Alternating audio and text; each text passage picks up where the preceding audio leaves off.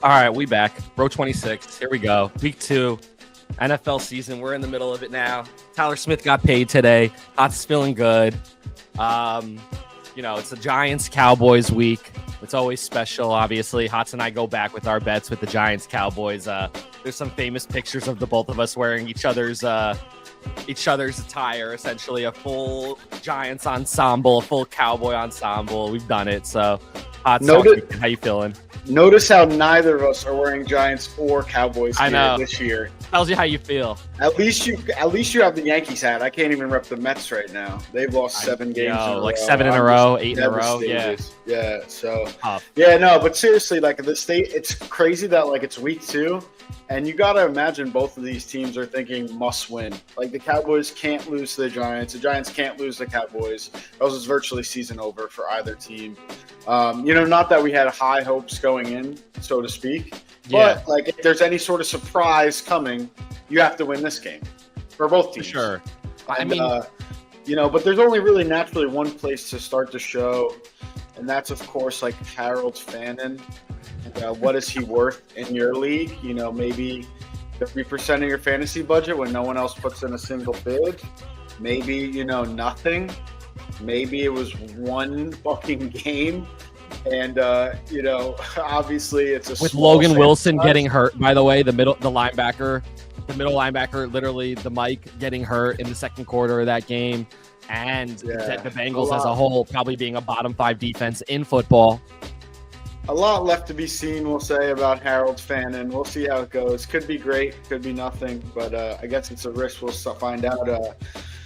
One thing about it'll be nothing only because it's been spoken about so much on our chat now to this point where you know how it gets with our league, where when people talk about things too much and they anoint too much and they kind of talk about guys from that too high of a level, like what Maine was doing with Xavier Worthy all off season. I cannot tell you enough how many times he talked about Xavier Worthy having he said to Casey and myself, possibly 8 weeks leading the Chiefs as the leading number 1 receiver. At least 8 weeks is what he thought.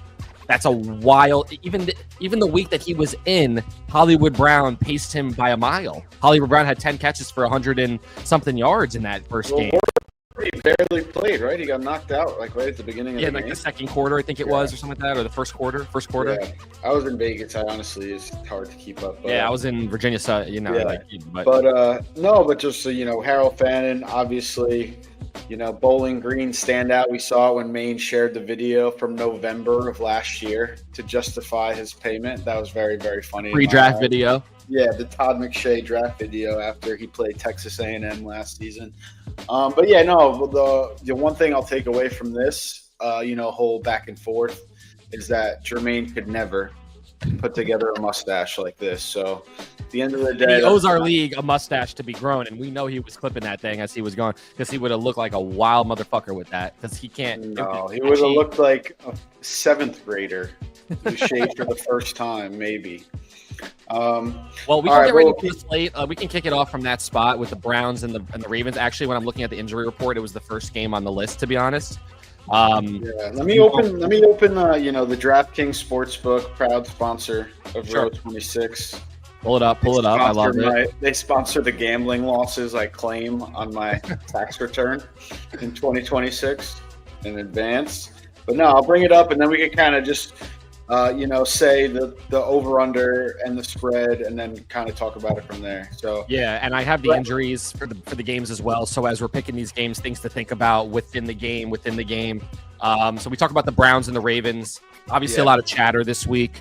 So Ravens, just set it off. Ravens minus 11.5 at home, over/under 45.5, and then we'll just talk about it from there.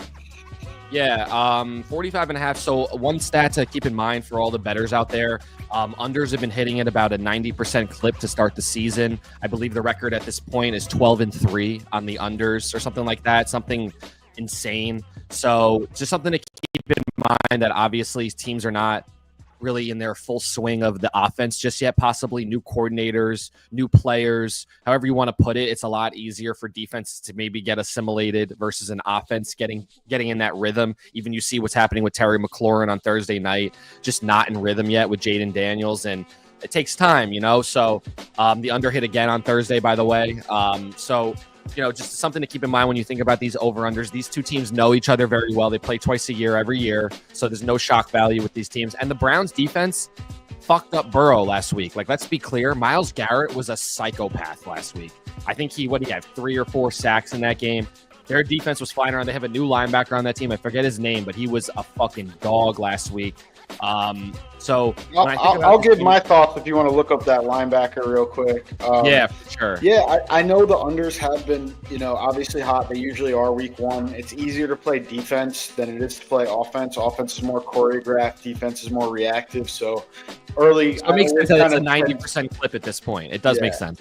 Yeah. I always tend to early, week one, favor unders, favor defenses. And then also as the season goes on, even at week 2, you can start expecting some offenses to emerge. And then additionally, one of the overs that hit was the Ravens. They scored 40 points. The Bills scored 41 points. The Ravens defense didn't look like the Ravens defense of last year. As great as Josh Allen is, I understand that, but there also is an element to maybe they aren't as good as they were. That being said, Cleveland offense, there's not much to worry about there. In this game, what I'm really looking at is, from a betting perspective, the Browns plus 11.5 is kind of, where I'm at with it. I think that in division game, like you said, their defense is still pretty strong. And I think I found the linebacker, by the way. It's the rookie, Carson Schweisinger, who I believe had 7 tackles in the first week. And he's number 49. I knew he was in the 40s. Like, his number was in the 40s. Nice. But yeah, Carson Schweisinger, he was the 33rd overall pick in the 2025 NFL draft from UCLA. He was everywhere on that field. He looked like an animal out there. So that defense was humming. There's obviously been some talk from Derrick Henry and the safety. I think Delpit is his name, and saying that he could just take down Henry, and Henry saying, I got something for you this weekend. Henry's obviously feeling something even after his 182 touchdown thing with the fumble at the end of the game, which probably cost him the game. So there's some fucking bad blood here coming in. I'm taking the Ravens by 1 million. I just feel like at this point, even with Likely out, so some things to keep in mind. Quishon Judkins might suit up. It looks like he's going to suit up. He'll probably be on a snap count for his first week.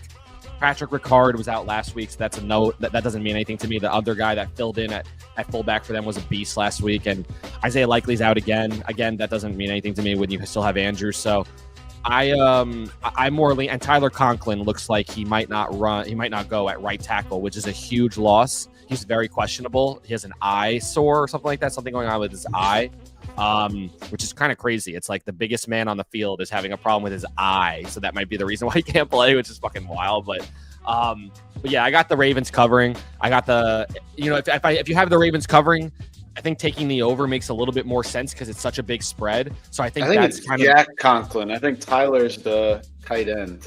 No, Tyler, I'm looking at it here. Right tackle, Tyler Conklin, I. For the Browns? Yeah.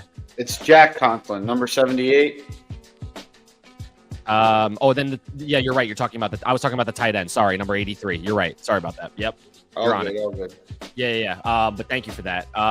This might be then they have his name wrong on NFL.com right now. Incorrect. I'm not fucking with you. It is Jack Conklin. They wrote Tyler Conklin here at right tackle. So we're talking about Jack Conklin. Tyler Conklin was a tight end for the Jets. I think he's Tyler Conklin's now on the Chargers actually. That's why when I clicked into his name, it went to the Chargers page. This whole NFL.com is a fucking embarrassment. But anyway, so thanks for the correction. Thank God for John to be using you over there at the NFL.com headquarters.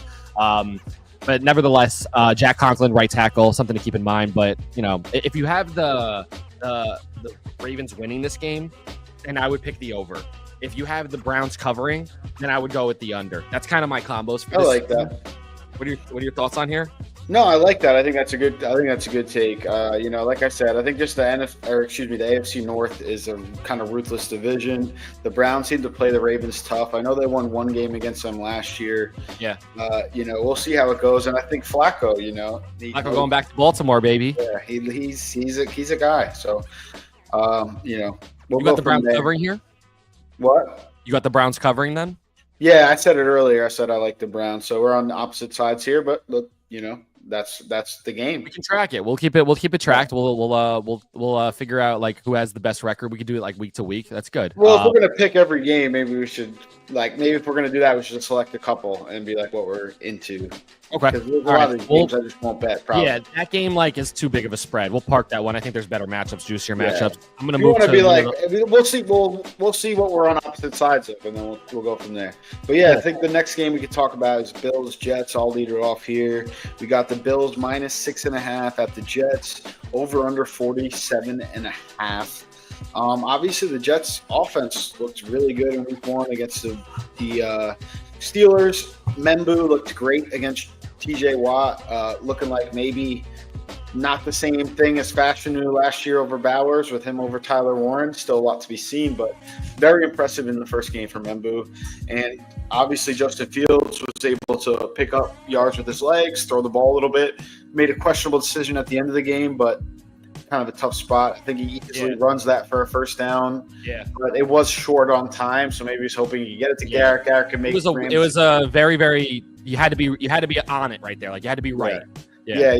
I mean, either way, like I think you take the first down and then spike and whatever you got to do to extend the game on fourth. But at the end of the day, if he passes it to Garrett Wilson and Garrett Wilson somehow makes Jalen Ramsey miss and he skirts up the sideline to get into field goal range, things could get weird. Things could get weird quickly. Yeah, but then again, it's Jalen Ramsey, so expecting a missed tackle might not be. You got to know who's there. That was such a cool moment. He looked like he wanted to rip his helmet. It's like Tomlin was keeping the helmet on, and it's like he wanted to rip his helmet off after that tackle. It's like he wanted to get the penalty and just show off, but he controlled himself. It was fucking, you could tell he was battling himself. I feel like that's almost Justin Fields in a nutshell. Like talented, athletic, but just doesn't kind of quite understand everything going on.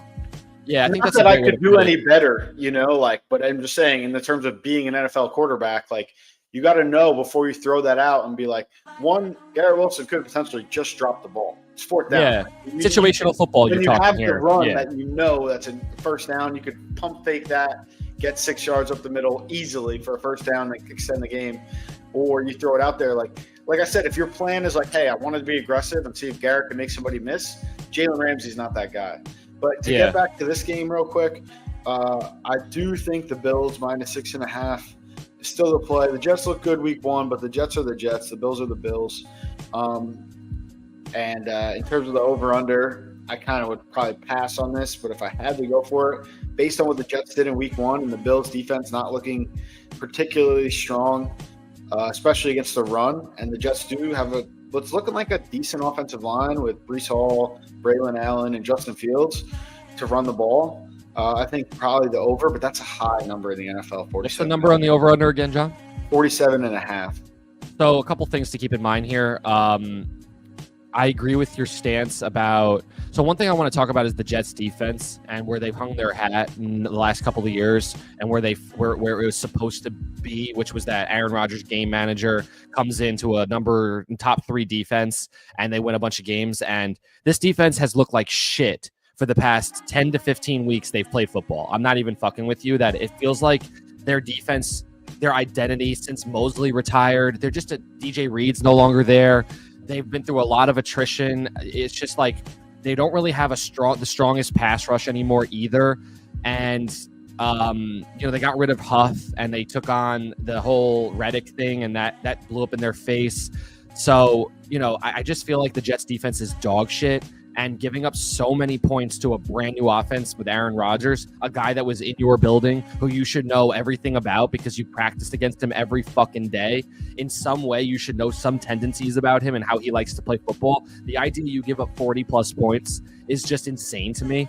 So the Jets defense is a fucking problem to me. I do like what you said about the run game, especially with Ed Oliver out in this game. I also believe Tre'Davious White is leaning towards being out with the groin issue. Shaq Thompson is also very questionable. He's probably going to go. Their nickel corner, Teron Johnson, is also questionable with the quad.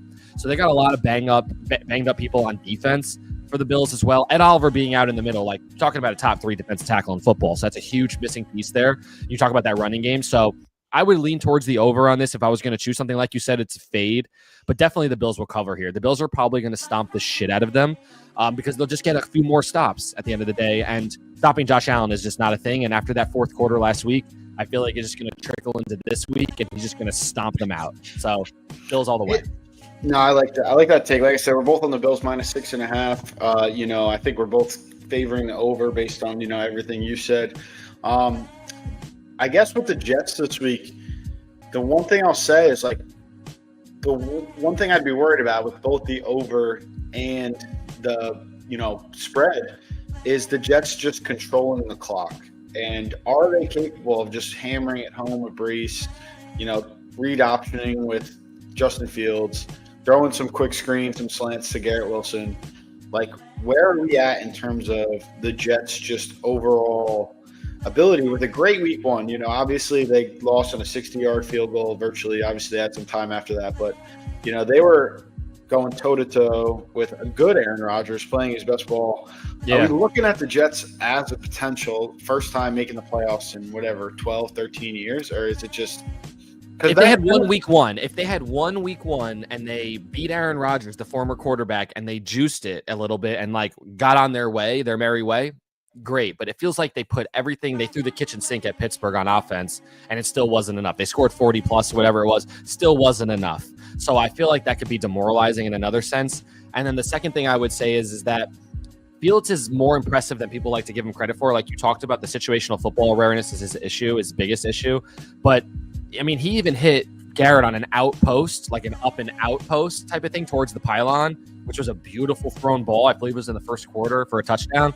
So it's not like even like everything is like a dink and dunk too with Fields. He's made some throws in that game. Mason Taylor, the tight end, is questionable in this game, seems like he's a nice piece on that offense too.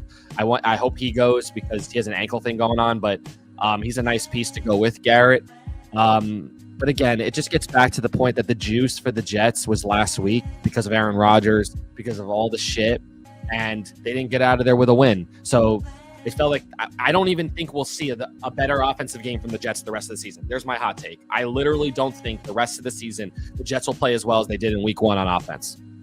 I like that take. I like, putting your nuts out there a little bit. I think it's going to be tough to match that for certain, especially if you're weighing the scales of, if you're weighing the scales of who they're playing, the Steelers, when they play the Dolphins, they might have a better offensive output than that, Maybe. But if you weigh it versus competition, yeah. Yeah. But the next game I got for you here, take off the portable charger. It keeps dragging my phone. Sorry.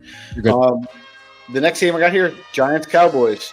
Cowboys minus 4.5, but it's minus 120. That line's been 5.5 most of the week. 5.5 still is probably minus 105 or something around there. So it's probably getting close to that by tomorrow. Over under 44.5. That number seems kind of right on the money. I don't know, man. As long as this Giants team is rolling out Russell Wilson, it's tough to be optimistic about their offensive output. So I'll let you lead off, and then I'll get into the Cowboys side of it.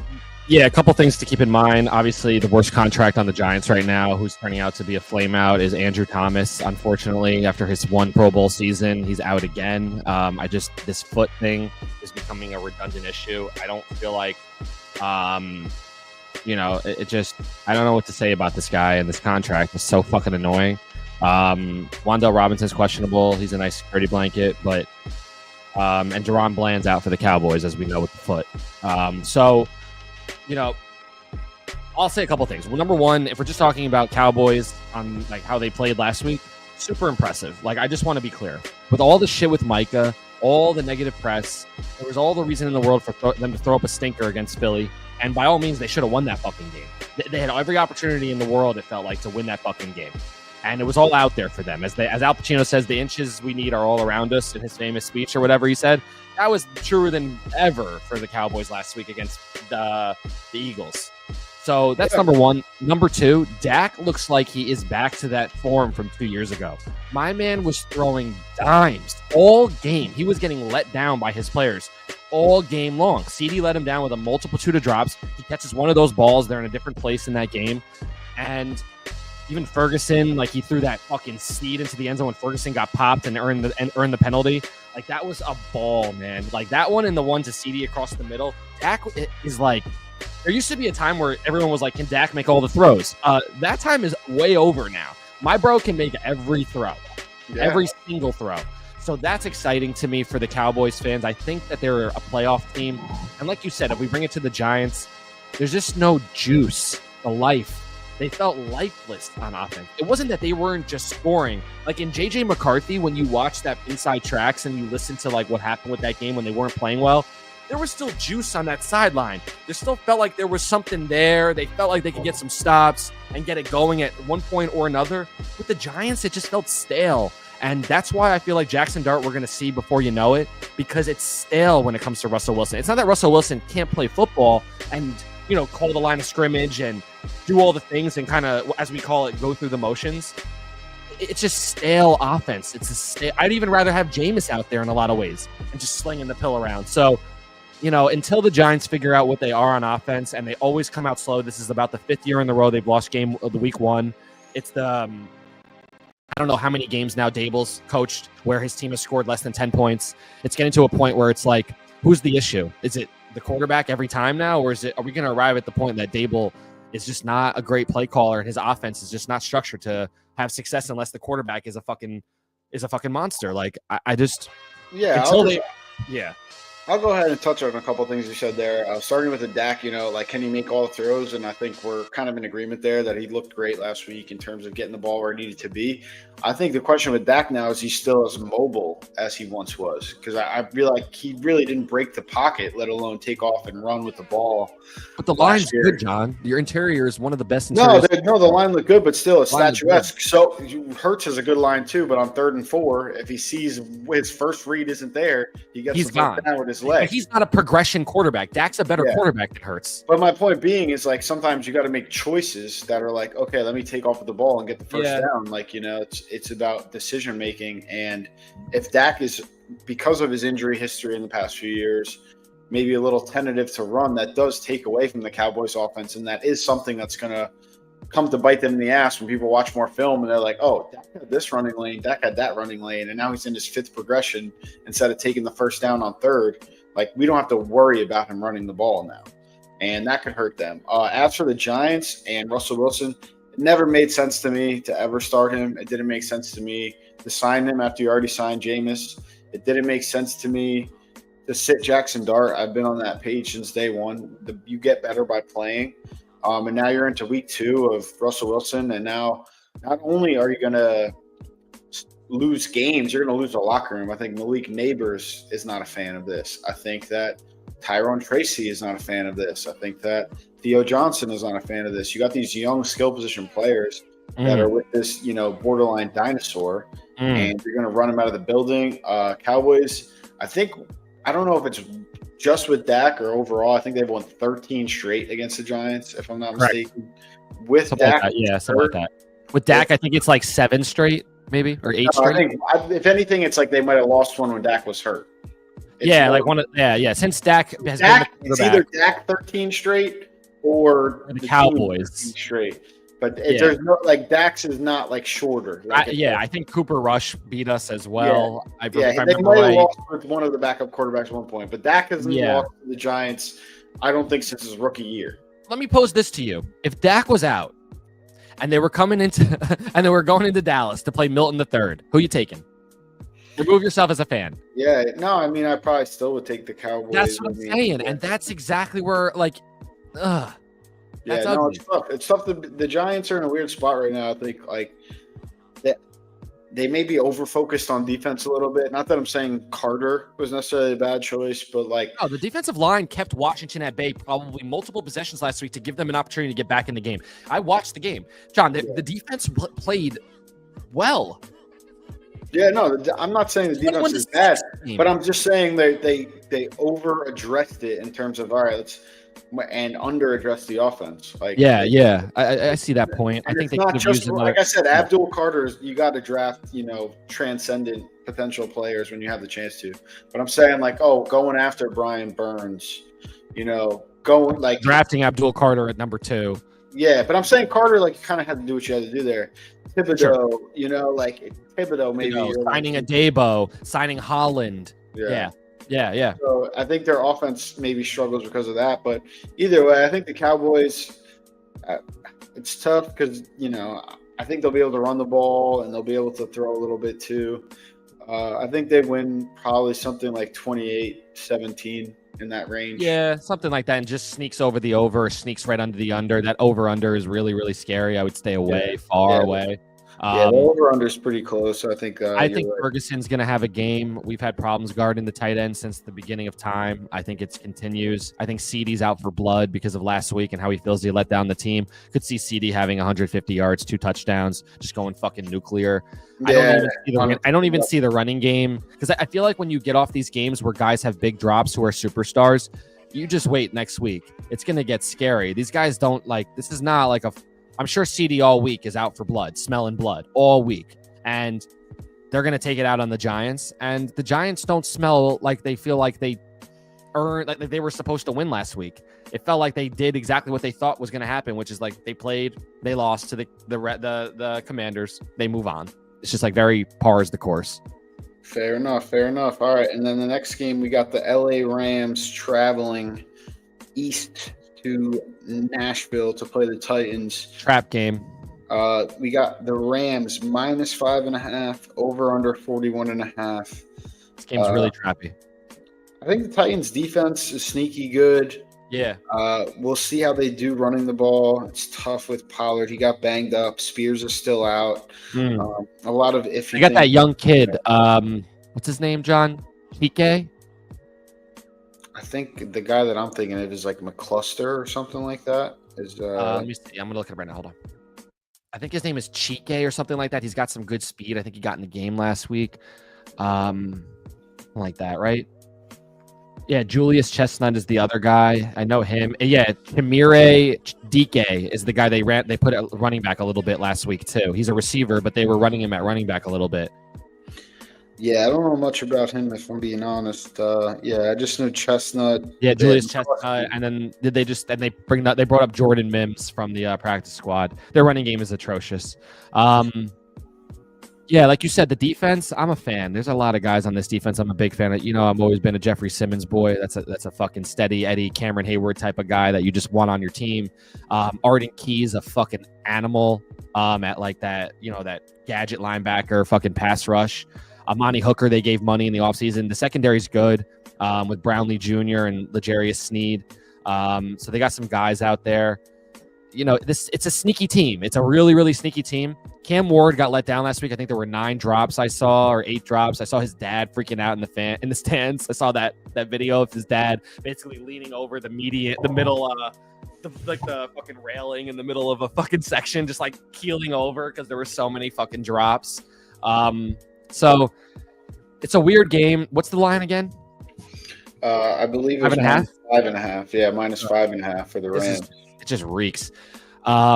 Puka's an animal. I mean, we got to start talking about Puka in the top 4 wide receivers in football at this point. After he got banged up last week and still goes for 10 catches, the guy's a fucking animal.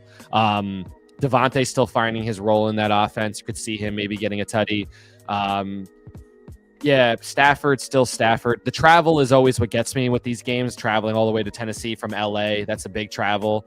A different time zone. It takes a couple days for you to get that out of your system. Coming from somebody that travels from California to New York, I can tell you firsthand. And these guys are playing football. So I would lean towards probably fading this game. What's the over-under in this? 41.5. I like the under. I like the under a lot here. Yeah. Yeah. I think the under is a pretty -1. I would maybe alt it up to 45 and just take the bait there a little bit and put the under, like under 45. I love that a lot. That'll probably be like -250 or something like that. Yeah, and put that into your maybe like your 3-legged parlay, 4-leg parlay. I could see like a 21-18, 24-18 type of game here. Yeah, for sure. I agree. Yeah, I mean, not too much to say. I think the last thing I'll say is like Cam Ward played a little better than I think the stat line. There's some drop passes in there. Some boneheaded decisions too. Yeah, you mentioned the drop passes already. But yeah, so I think No, yeah, but there were a couple of crazy throws that he made where he shouldn't be throwing that ball. I think one of them even ended up being a completion where he threw it out to the flat and he was like basically getting tackled. That's a mercy ball. You don't do that type of shit really as a quarterback. It's unless you're Patrick Mahomes, but it completed. So it's like a no, yes type of thing, and like it's like bad, bad reinforcement. You know what I'm saying? In a sense, like bad shot, then it goes in.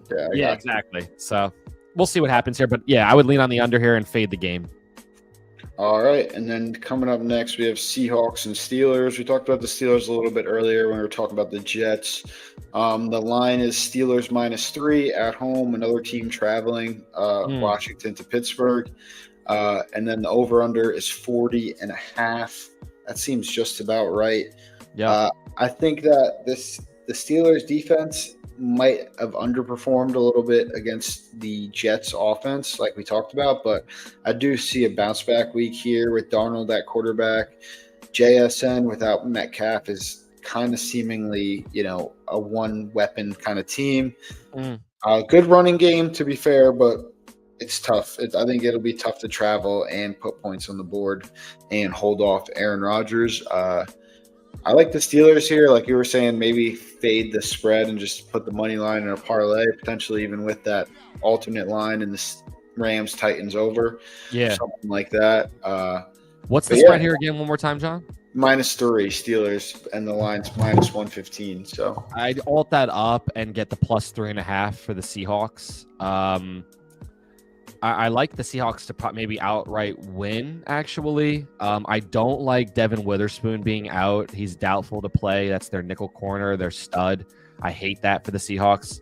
But I do like their defense, as I've mentioned, and I liked some of the things that I saw last week. A lot of injuries on the Steelers' defense from what I've read. Deshaun Elliott at safety is going to be out. Joey Porter Jr. at corner is going to be out. Derek Harmon at defensive tackle is going to be out for the Steelers' defense. So they have some guys that got banged up last week on that defense. DK Metcalf playing against his former team as well, of course, so he could be out for blood. I would take his overs on everything, maybe, or just him for a tutty. I could see Rodgers doing the pepper thing that he loves to do with his big receiver, and he didn't really get off last week, so it's going to be a Woolen versus DK day, and that'll be interesting to watch that matchup. Really exciting matchup, I would say. Probably guys that went after each other in the in the practice squad, or excuse me, in the offseason mini camp when they're on the same team. So I do like the Seahawks to cover a 3.5 here. But you're not crazy to take Steelers money line just because the Steelers, it's going to be one of these games where like TJ Watt at the end of the game is going to sack Darnold to end the game and they're going to win. It almost feels that way in a sense.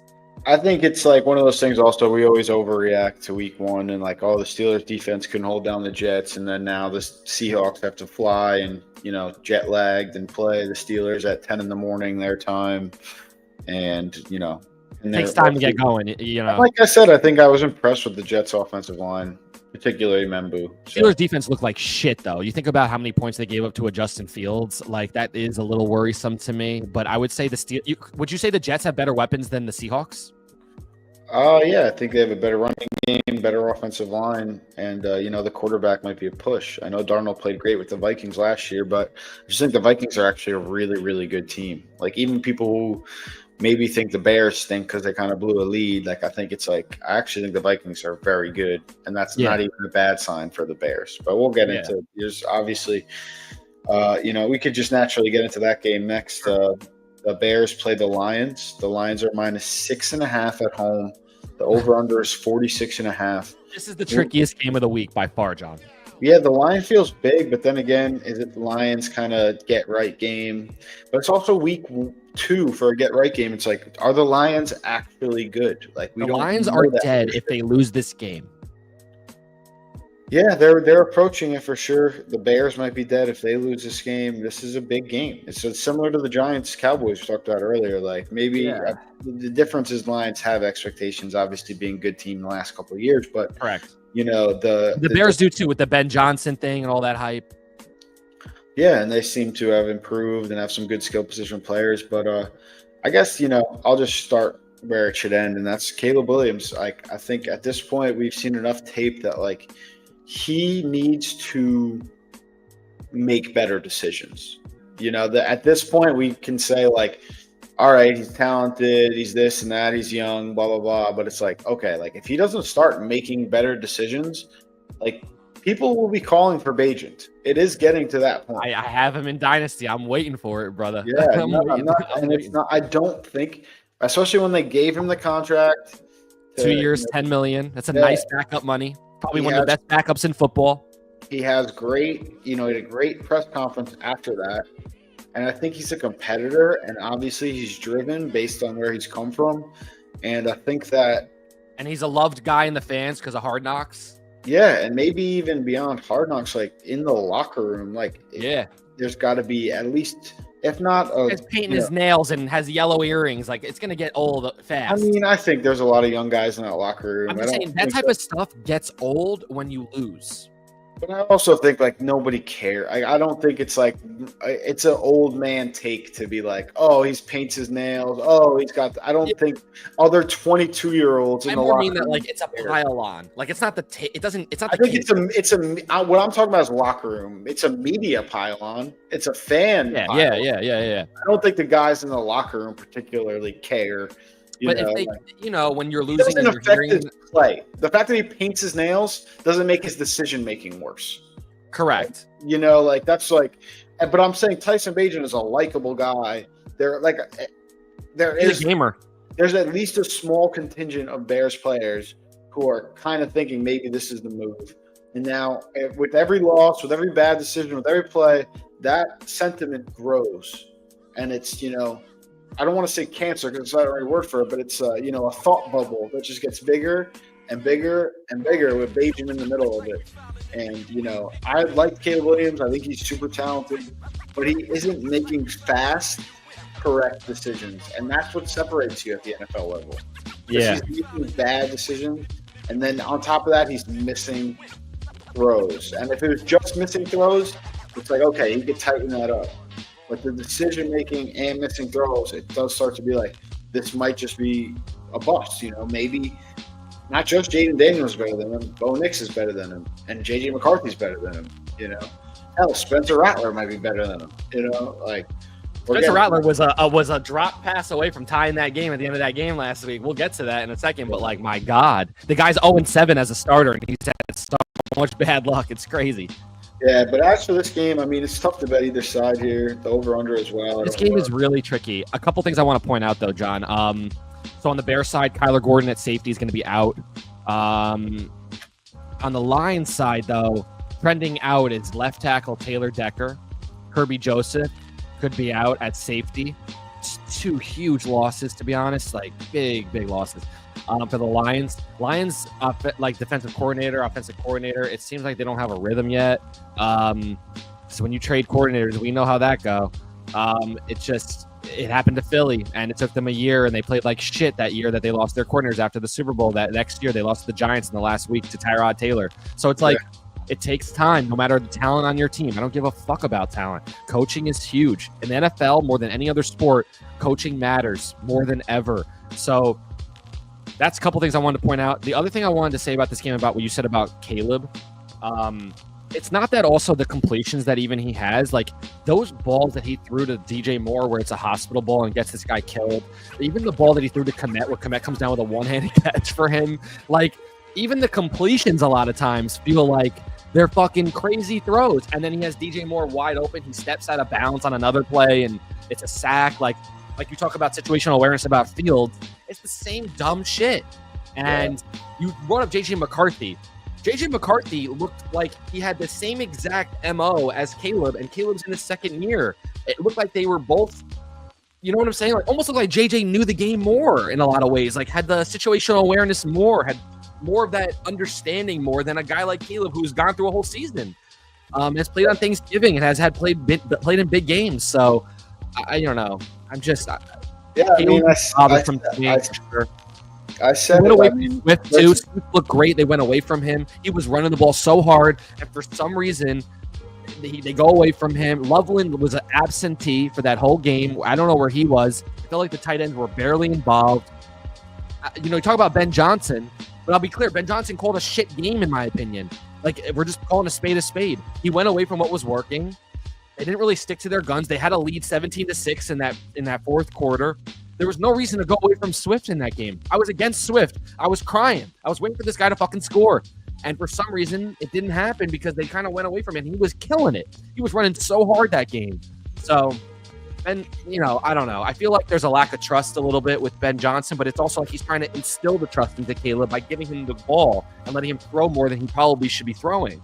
So there's some of that going on, I feel like, too. It's like, this is my guy. This is the team that I chose. I could have chose any team. I'm Ben Johnson, and I chose this team for a reason because I love Caleb. Let me give him the ball, i.e. Russell Wilson, Pete Carroll in the Super Bowl type of bullshit. Like, instead of handing the ball to Marshawn Lynch, I want Russell Wilson to win this game for me. He's my guy. So I think these coaches that have this mechanism, I get into these modes where I'm like, fuck this, like just win the game and you have the lead. If I'm putting a chart of the blame, I would put 90% of it on Caleb Williams and 10% on maybe 5% on Ben Johnson, 5% on Cairo Santos. Missing a couple kicks, not being able to kick it out the back of the end zone. That was crazy. Yeah. You can't be a professional kicker and not kick it out the back of the end zone in this day and age where you're set up to kick. That's pathetic. Yeah, and the crazy thing is if you kick it out the end zone, it's a 35. There's like in the rule, you could just like kick it out of bounds and it'll go to the 40. So it's like, it's the worst case scenario is to let them return it. So stupid what he did there. You lose the 2-minute warning timeout. It's just brutal. Just absolutely brutal. Such bad coaching too, right there. It's like if you can't reach, just kick it out of bounds. Aim it towards the pylon. Yeah, no, I think what Ben Johnson said is he said Cairo told him he could get it out of the end zone and he couldn't. That will never happen again the rest of the season, I'm sure. Yeah. But Cairo Santos, I mean, is obviously limited leg. Yeah, like I think we've seen now for sure. What are you picking here? I mean, I think I have to go with the Lions if I have to make a pick. In terms of, I probably won't bet the game if I'm being honest. I probably will bet most of the games tomorrow, but I think this game I probably won't bet. This is the worst game of the week to bet on. Yeah, I don't know if the Lions are good. If the Lions are good, this is an easy bet. The Packers are amazing. Yeah. I don't know if the Lions are good. The Lions might not be good. But also, you said the Vikings are good, John. I do think the Vikings are good. That's what I'm saying. So both these teams played, in theory, 12-plus to win teams last week. But so the difference with the Vikings, they still have a young quarterback, and it's a little different. I think that. And they had the lead in that game. If the Lions are anything like they were last year, they'll beat the Bears by 10 points plus this week. 2 touchdowns. Yeah. If the Lions aren't as good as they were last year because they lost Aaron Glenn, because they lost Ben Johnson, and their coaching is a little bit in flux. And the other thing is there's a middle ground where they are as good as last year, but they're not there yet. Where they're still figuring it out a little bit with the new coordinators, but there's like that other part, like you said, where they're like the Eagles the year after the Super Bowl, where they have the same talented players, but with the coaching being a little in flux, like it takes a while, or not even takes a while because the Eagles started hot, but it eventually catches up to them where they're playing better teams. If you remember that season, the NFC East had a really easy schedule for all of us, and not similar to the year the Giants made the playoffs, whatever. Regardless, a little bit in the weeds, but I think that I don't know what the Lions are yet. Is the big overarching point. I also think that this Gibbs thing, they need to go back to Monty being the bruiser, and then Gibbs comes in and destroys the rest of the game. Kind of like the way they did it previously. I think Gibbs is still incredible. This consensus that he should be now the one, and Monty comes in to spell. I don't like that because Monty earns the tackle a little bit more. Gibbs is more the guy that's like elusive and more of a talented player. So I think they're just kind of fucking with the mechanism too much to try to appease. I like that point. I like that he bangs up the defense and you bring in the fast guy. I like what you're saying there. Yeah. I think that another thing is their offensive line is weaker. It's not Dak now at a retirement. Decker now. The interior line, you saw it in that first game. And again, the Packers are good. Packers are ferocious. Yeah. So it's but I do think if there's one thing or two things, it's the coordinators and the interior line. There might be a significant drop off there. So we'll keep it moving. This game, my heart is telling me plus 6.5. Take the Bears. Points. So Lions and Tigers and Bears. Oh my, we'll get to the Tigers here. We got the Bengals and the Jaguars. Let's do it. Another weird game. Professional transition there. I don't know if you great transition, and another game that is very hard to pick. Both teams are 1-0. Jacksonville played a really bad team last week, in my opinion. It's still the Bryce Young show, and I hate him. So Jacksonville is a cool team right now. They seem to have some pop. That owner coming into the locker room forever, and it was just a fucking ridiculous video. But so the Bengals are -3.5 at home. The over/under is 49.5. I would have loved this over at like 46.5. Yeah, under again here. Because I think the Bengals offense underperformed, obviously. The second half, I think they had like 1 first down, maybe. Brown defense, again. Can't say it enough. Underrated. Yeah. And then the Jaguars obviously played tough. Panthers team, like, another battle of cats. But that game was just weird. That game was weird in a sense of that they had that long lightning delay. Yeah. And that's coming off of week 1 where you're already, like, not used. You saw it in the Lightning game on that opening night where when the Lightning came back, it was the first time in history where they went 8 straight possessions of no scoring after the Lightning when they came back out. So it stalled out the game. It stalled out the game. Yeah, I mean the game there was 6 touchdowns in the first half or something like it. And there was 0 points in the second half. Yeah. So it was definitely could have an effect on the offenses. It's tough. I don't think I could bet the under. I like the Bengals a lot here. Game, but it's like I don't love the over. Like Vegas knows that people want to bet the over, so they put it at 49.5. I like the Bengals a lot here. I like the under a lot here. I think that's the combo. I think Joe Burrow is one of those games. I've seen this clip of him when they were winning the game, I believe, and they were like had a million false starts at the end of the game, and he got fucking pissed off even though they won the game. He's one of those guys that even when you win and you win ugly, he's fucking chomping at the bit to try to come back. Chase had a bad drop last week that kind of made the game closer than it should have been. I just see the Bengals winning by that's kind of why I like the over, because I think the Bengals are going to come out fired up, and I think that the Bengals defense is bad. Like they're getting Logan Wilson's going to play, but still they're getting lit up by fucking Harold Fannin. Like how bad is this team? Shout out, another shout out, yeah, baby. So I think that Dylan Jaguars, Sampson, my boy, Jaguars are going to be able. Points, John. Dylan Sampson, flex of the week. I mean, I think you got a little lucky with 8 catches. Like 10 catches actually, yeah. Yeah, I think the catches kind of. He's got great hands. He was a receiver in college. He's got some skill. He was a receiver in college. I don't know. I think he had played receiver for them, like slot receiver a little bit for them too. What I read. Yeah, I don't think so. I'm telling you, he's known for his hands. 2,000 yards rushing his senior year. I'm saying where he lined up for their offense. I read about him a little bit. He might have lined up in the slot, like you see. Every running back line up in the slot at some point, like motioned out of the backfield. He was never listed as a receiver. I'm just saying what I read in the offseason. No way. I'm just a reader. Yeah, I watch college football. Yeah, I just read. Yeah, no. Dylan Sampson was never. He has great hands, though. He made a couple great catches in that game at his ankles that were really impressive, actually. No, he's definitely a good catcher of the football, but I'm just saying, like he wasn't a slot receiver in college. That was. They're also playing the Ravens, and that one hit from Kyle Hamilton, it could be all over for that kind of a guy. Well, no, I'm just saying for him. I'm just saying like he's like the 10 catches helped a lot as a flex play. Is all I'll say. Just a quick question on because we're talking about the Browns for half a second right now. To go back to that, do you think Judkins is going to play a lot this week? I mean, it's kind of if I'm a Judkins owner, I'm kind of waiting and seeing. Same. It's like just wait and see. Don't start him until you see what he's going to do. I'm not going to try to predict what the Browns are going to do. Especially I think the Browns. The odd man out though for sure. Yeah, I mean, Ford is definitely kind of seems like he can catch the ball, so it's the same guy kind of. Yeah, and why would we lean on Ford when we're going to have to pay him sooner than these other guys? And they're running backs and Judkins. They drafted early in the second round. They're going to want to see what they have, but I wouldn't trust starting Judkins until we've seen him get time on the field. Is what I'm saying. One thing I want to say about the Jags here, to go back to the Jags Bengals, what we're talking about, is that Hunter looked shifty as fuck. I will say, I mean, the translation, the talent. He is very, very talented.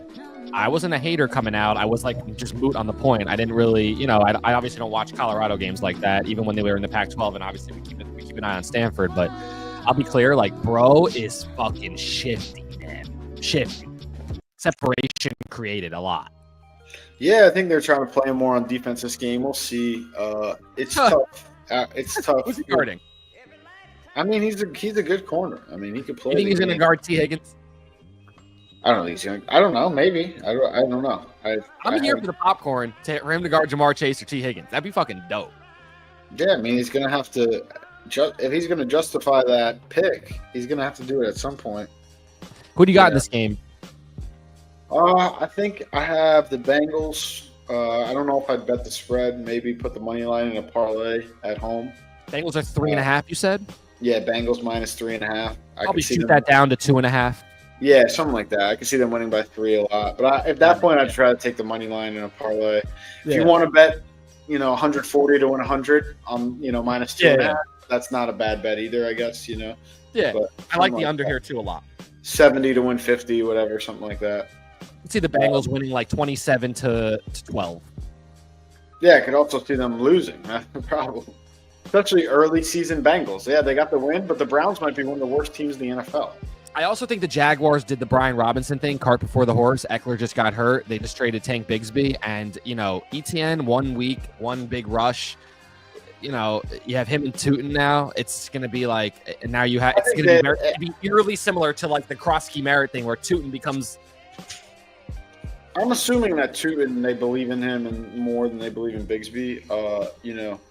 And I think that the Eagles making that trade was born from Shipley getting hurt. Right. So it's like kind of like, oh, Howie. We're thinking from the Jaguars' perspective there, eerily similar in a way to the Commanders, kind of the rookie running back. I don't know if a couple veterans. Bigsby had a really good season last year. I think it was like 770. Yeah. Sounds, strong season, but I don't think he's quite as good as Brian Robinson Jr.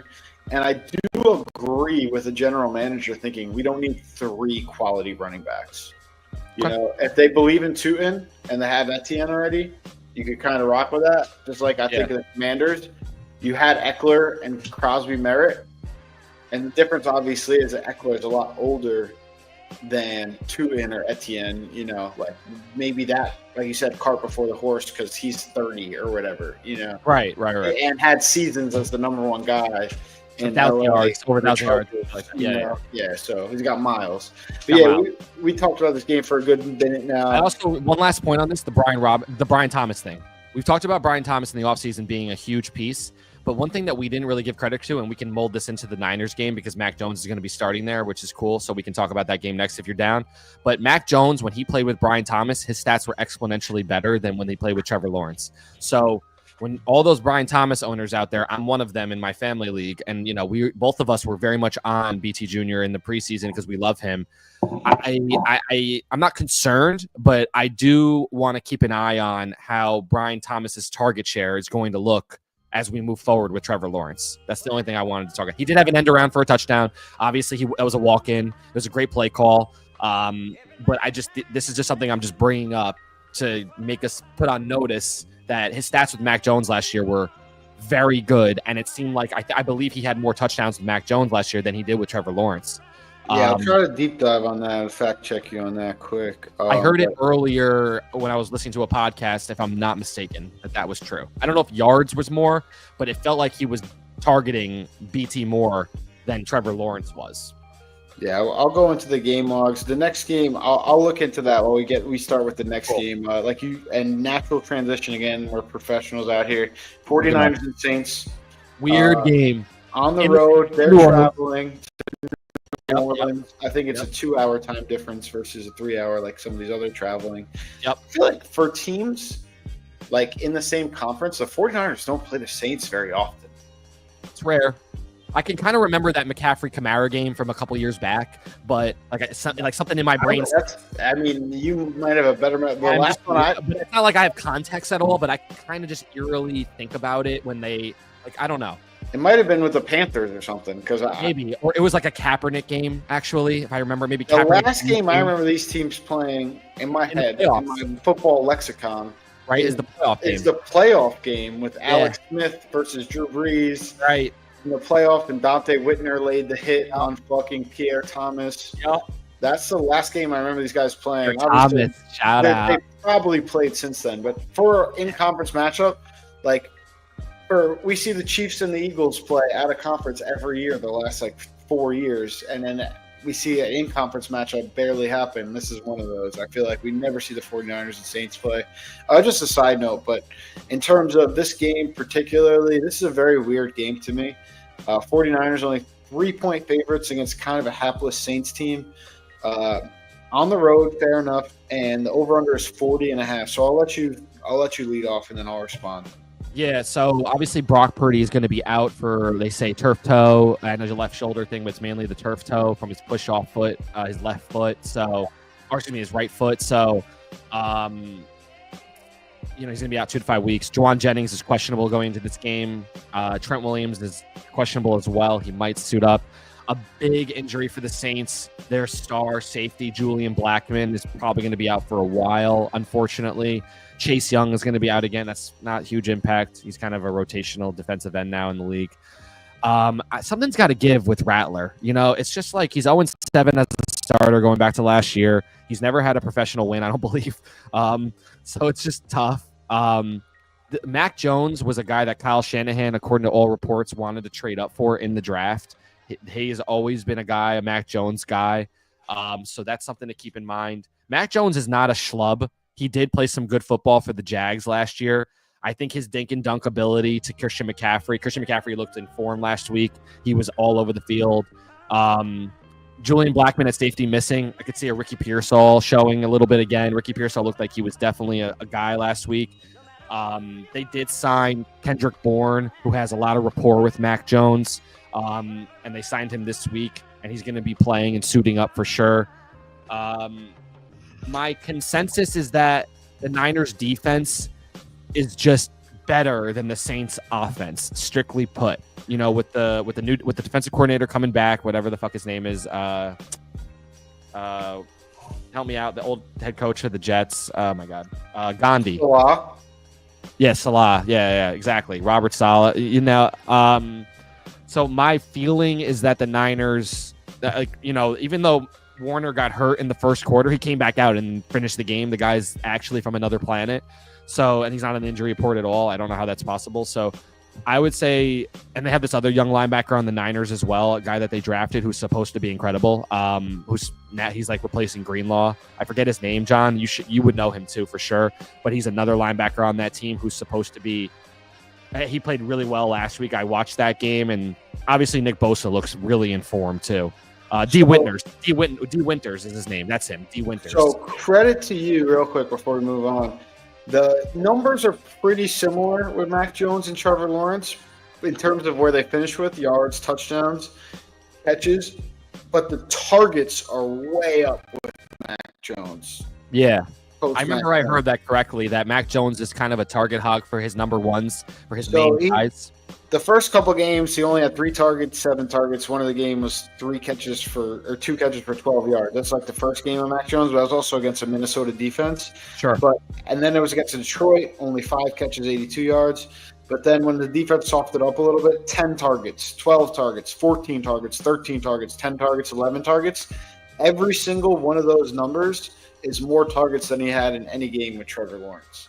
So he's feeding them for sure, but not to say they had the same amount of touchdowns with Mac Jones. And also the yards look to be pretty close. And he's a rookie, John, so we have to give some kind of concession there that it takes time for a rookie to learn the ins and outs of the game. Like exactly, yeah. It's also he's a better player in Week 10 than he is. Yeah. So it's a lot of mildew in that conversation. Just in general, the catches and targets went up with Mac Jones, but that could have happened naturally just with a rookie. But I do think there is something to be said about it. I do think that's a salient point. Yeah, for sure. I appreciate you looking that up. So, but also we have to give concession for the fact that a rookie receiver, like we're seeing with Matthew Golden in Green Bay, it takes time for some guys. So it's not going to just happen like Justin Jefferson from week 1 and like Jamar Chase from week 1. Like it's not, everyone's spoiled, and that doesn't. And this is not to get too in the weeds, but it's like why I always say get the rookies in unless you have a really good option. Get them in there and let them play because they're going to get better. Week 10, Brian Thomas is a way better player than Week 1 Brian Thomas because he's playing, not because he's just 2.5. Jalen Hyatt is a bust because the Giants don't play Jalen Hyatt. Not because he's 2.5 months older, because he's 10 games more experienced. You got it. I agree. Couldn't agree more. Exposure is everything. In terms of this Saints 49ers game, I've been on the wave that I think the 49ers are pretty good. The problem is they're starting McCorkle Jones. We gotta put that into perspective. The fact that they're on the road playing a backup quarterback and are still 3-point favorites, this is another money line I like. I don't think the Saints really even want to win right now. Like, if you're their coach, you're their ownership, like, are you really like, oh, let's make sure we get try to make the playoffs? Like, is that really a possibility? So I think their money line is a good one, minus 162. Throw it in a parlay with something that's minus 250 or something like that. Get some even money there. I think that's a good play. But other than that, I don't have anything really salient to throw into this game. Saints are trappy. They played a tough game against that Arizona offense last week. They could have tied the game at the end of the game on the last throw to Jawan Johnson. He dropped the ball, but it was a really tough catch to make in triple coverage or double coverage. It was a hell of a ball, though, by Rattler, actually, to give him an opportunity. But I still, Arizona is one of those teams that's stupid. I don't put the Niners and the Arizona on the same level. Yeah, I'd agree. Even with Mac Jones, I don't care.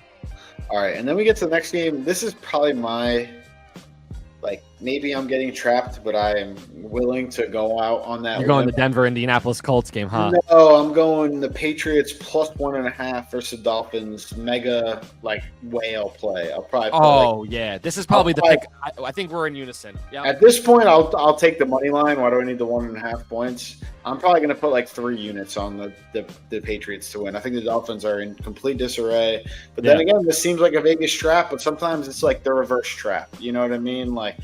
It's I just don't see. I think the Dolphins are that bad. I think Daniel Jones is not a superstar quarterback. I think he just played a team that's quitting on their head coach, and I think you can't win in the NFL it was play for Jim, win for Jim day, Jim Irsay. Yeah. A lot of emotion in the building.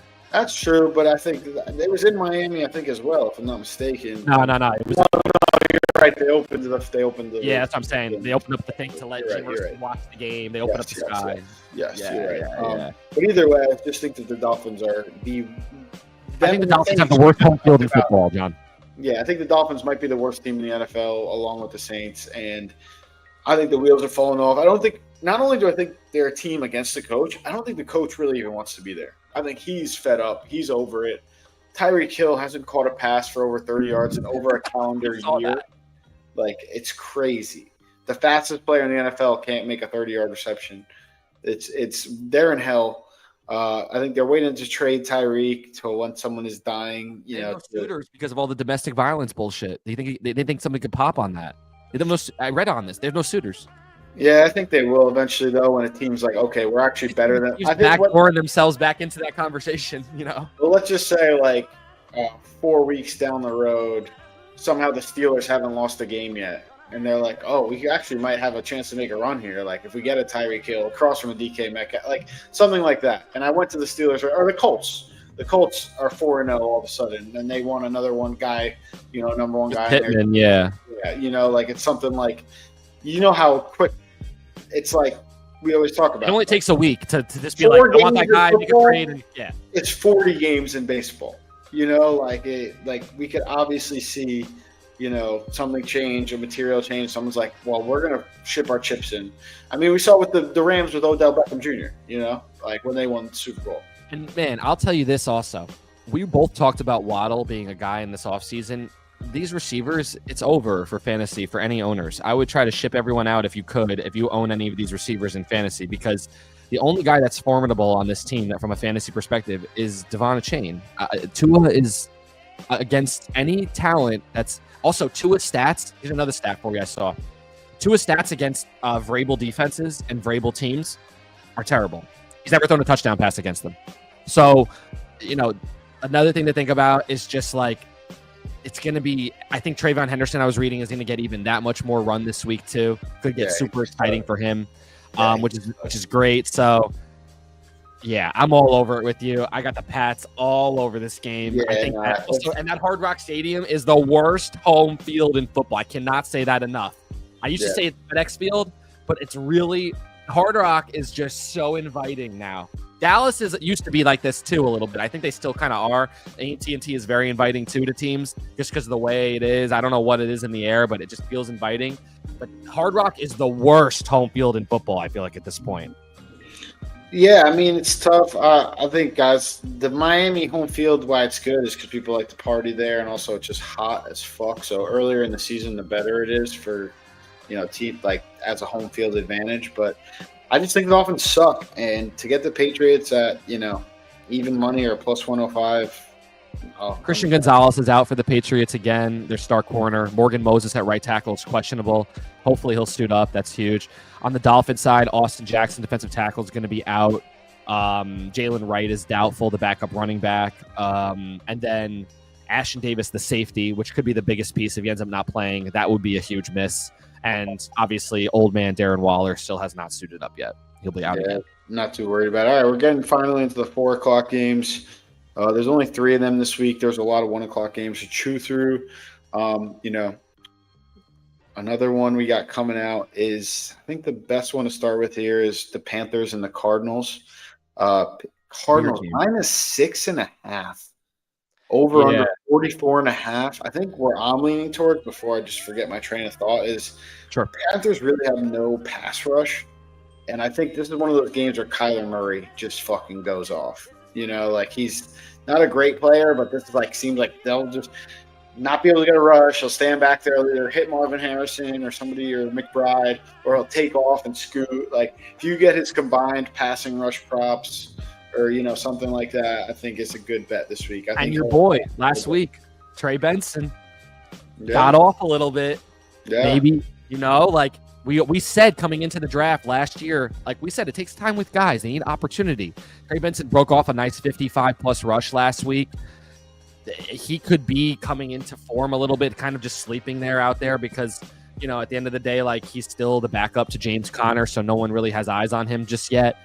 He's just kind of a guy out there. But like you said, big talent. Marv Harrison looks really good this year, very impressive. Yeah, Shouts to Eddie some muscle for sure. Yeah, shouts to Eddie Saint for being all over that. I give him a lot of credit. He said that on Wax on our pod last week when we. I was huge on it too. I was definitely. I was still kind of against it until I saw it was one of those, like you said about Quizshawn, I got to see it before I know it, type of thing. But shout to Marv, he looked great. I'm with you. It's just, again, we talked about Caleb Williams before. This Bryce Young thing, I can't deal with it. The Jags don't have a superstar defense. To get 3 points on the same exact offense from a year ago in Canales, I just can't, dude. This guy makes me upset that he gets so much opportunity, and just because of 4 games at the end of the year last year when everyone knows they suck, and it's just I just can't deal with this, bro, dude. I'm not. Fuck this Panthers team. Yeah, no, I get where you're coming from. I do also see where people are coming from when they say it looked like he turned a little bit of a corner. But, it's also, he still is limited in all the ways he's always been. He's short. He's not very athletic. He's missing the possession receiver. They just traded away Thielen for a bag of nuts. And guess what? Tet is not. Casey was like, oh, Tet's going to be amazing. Yeah, you know what? He's 6'4". He had a nice game. What do you have? 4 or 5 catches for 60 yards. Yeah, he's a good player. Good player, but he's going to take time to really find that pocket of the defense and type of shit. It's not going to just happen overnight. No, I mean, I think they figured, with Renfro, maybe they could get rid of Thielen. Either way, it's tough. It's obviously tough. They're a struggling team. Yeah. But 6.5 is too many points for me. I prefer to bet offensive overs. What's the over under on this game, John? The over under is. Hang on one second. I had it right here. The over under is 44.5. I don't love that either. Panthers scoring. Fade the fuck out of all of this. Goodbye. Yeah, no, I like Kyler overs. Kyler overs. Player props, Kyler overs. Trey McBride catches overs. Fade the fuck out of all of this. I like that. All right, next we got the Broncos and the Colts. A couple horses matched up here. It's a great game. Historically, the Colts have played well against the Broncos. Again, this is in the Loud House in Indianapolis again. So Daniel Jones is going to be comfortable the whole week staying at home there. You know how DJ is. Out for the Broncos is Nate Adkins at tight end and Dre Greenlaw once again with the quad. Sucks for Dre Greenlaw, man. This guy can just not stay off the injury bug. Ever since that Super Bowl with the Achilles, it just feels like running onto the field. Just bad luck for this guy. For the Colts, Jalen Jones, their cornerback's out. Charvarius Ward is out. Both corners for the Colts are out. Starting corners. Jalen Jones on one side, Travarius Ward on the other. So I just want to shout that out, that this could be your Bo Nix game, that you're looking for him to get popping, and we're both looking for him to get popping. This could be that popping game. Yeah, Mufanga looked great last week, though. Without Greenlaw in there, at least their other addition from San Francisco looked good. He did. The Broncos, their offense definitely looked a little squirrely last week. Is this Tennessee's a chippy team? Yeah. Yeah, like we said, we both gave shout out to Tennessee defense earlier. Yeah. I do think one of typical week one overreactions is are the Colts really good? That being said, they could win that division. There's with the Jaguars and the Titans and the Texans, that's a winnable division. So I'm not saying this team can't be a playoff team, but I do think the fact that they're going up against a Broncos team that had a lot of success last year and are a 2.5-point underdog at home, Vegas is showing all right, we're not buying the Colts, Listen, Daniel Jones, we just have to talk about this for half a second here. There's a multitude of quarterbacks in the NFL when they change scenery. This guy won a playoff game in Minnesota. This guy is not just a full-blown bust to me. And he's a big boy. He had what? He stinks. I'm not agreeing, but it's okay. Nevertheless, I think with the talent that he has around him, it's the best talented offense he's ever played on by far. Even the year that they went to the playoffs, their number one receiver, like I told you, was Hodgins from the November when they signed him in November. That was their number one receiver that year. And they still ended up going to the playoffs, and he had over 375 yards in that playoff game against that shitty Minnesota defense with Kirk Cousins. So yeah, that was a very fraudulent Vikings team. That they went against there. But this week, let's just chalk up last week is we've seen Daniel Jones have big games before. He had a big game. I think this week, if he can, because where I'm at is I've gotten trade offers for Michael Pittman, and I'm not doing anything until I've seen more time with him and Daniel Jones. So that Dolphins Tyler Warren, bro. That Dolphins game means nothing to me. And then Pittman's going up against Surtain this week. I would bench him if I have him. He's going to be taken out of the game completely. But Tyler Warren is a fucking ogre. This guy's weird. And you talk about another Bowers in the league. People were is this guy better than Bowers? I mean, no, I said it on draft day when the Jets took Membu over him, and maybe I'll eat my crow because Membu looked great in week one. But I was this is Fashanu over Bowers all over again. That's exactly. I posted it on the Row 26 account. I know, I remember. I put it up there. I'm he is. They could have had Brock Bowers last year. They could have had Tyler Warren this year, and they chose to go offensive line. And who knows? Maybe Fashanu and Membu will be their tackles on opposite sides for 10 years and be great. But Brock Bowers, you already saw literally have the best receiving season in the history of tight ends, catchers wise. Tyler Warren is disgusting. And he's such a huge human. The amount of attention he draws opens up everything. And then you add a top 5 running back, Jonathan Taylor. It's just, this is the most talented team by far Daniel Jones has ever had. The offensive line. You got a Quentin Nelson at guard. Yeah, you got it. Alex Warren at Penn State was... Tyler Warren. Excuse me. Tyler Warren at Penn State was one of the best players in college football at any position. Easily. They didn't have a great wide receiver. They have 2 really good running backs. But Tyler Warren was clearly the best offensive player on that team, and I was huge on him coming out. Got him in my other league. Luckily, couldn't get him in this league. Good pick by Casey. I think he'll be a super stud. Yeah. I don't know if the touchdowns will fly, but the yards and the catches will come in bunches. What's the spread again? I believe it's +2.5 for the Colts at home. Yeah, home dogs. You know me always. I've talked about that ad nauseum. Home dogs. A lot of times when good teams are home dogs, they have Bynum at safety, also on the Colts, who's one of the best safeties. That was a great offseason signing for them. He had an interception last week. He's a juiced player. He had that crazy celebration in the end zone too, with his elbows on the ground. He's a psycho. I think that the Colts are weird. This is a weird game. Denver's weird. I think Denver's good. I didn't think they had a great week one, but I think they're a good team, and I think the Colts. Good teams find ways to win. Last week was ugly. They found a way to win against Tennessee. It was an ugly win. Those games you got to find a way to win. That shows that they're a good team. Actually, I think the Dolphins are in a worse place. Maybe they're not less talented, but I think they're in a worse place than Tennessee is by a mile. And like you said, Daniel Jones was home. You had the Ursa energy. the Broncos were on the road at Tennessee, and a little bit of a time difference game. So I already mentioned that. But speaking of home underdogs, we have the Kansas City Chiefs. Have won, 2 of the last 3 Super Bowls, been to 3 Super Bowls in a row. Game of the week.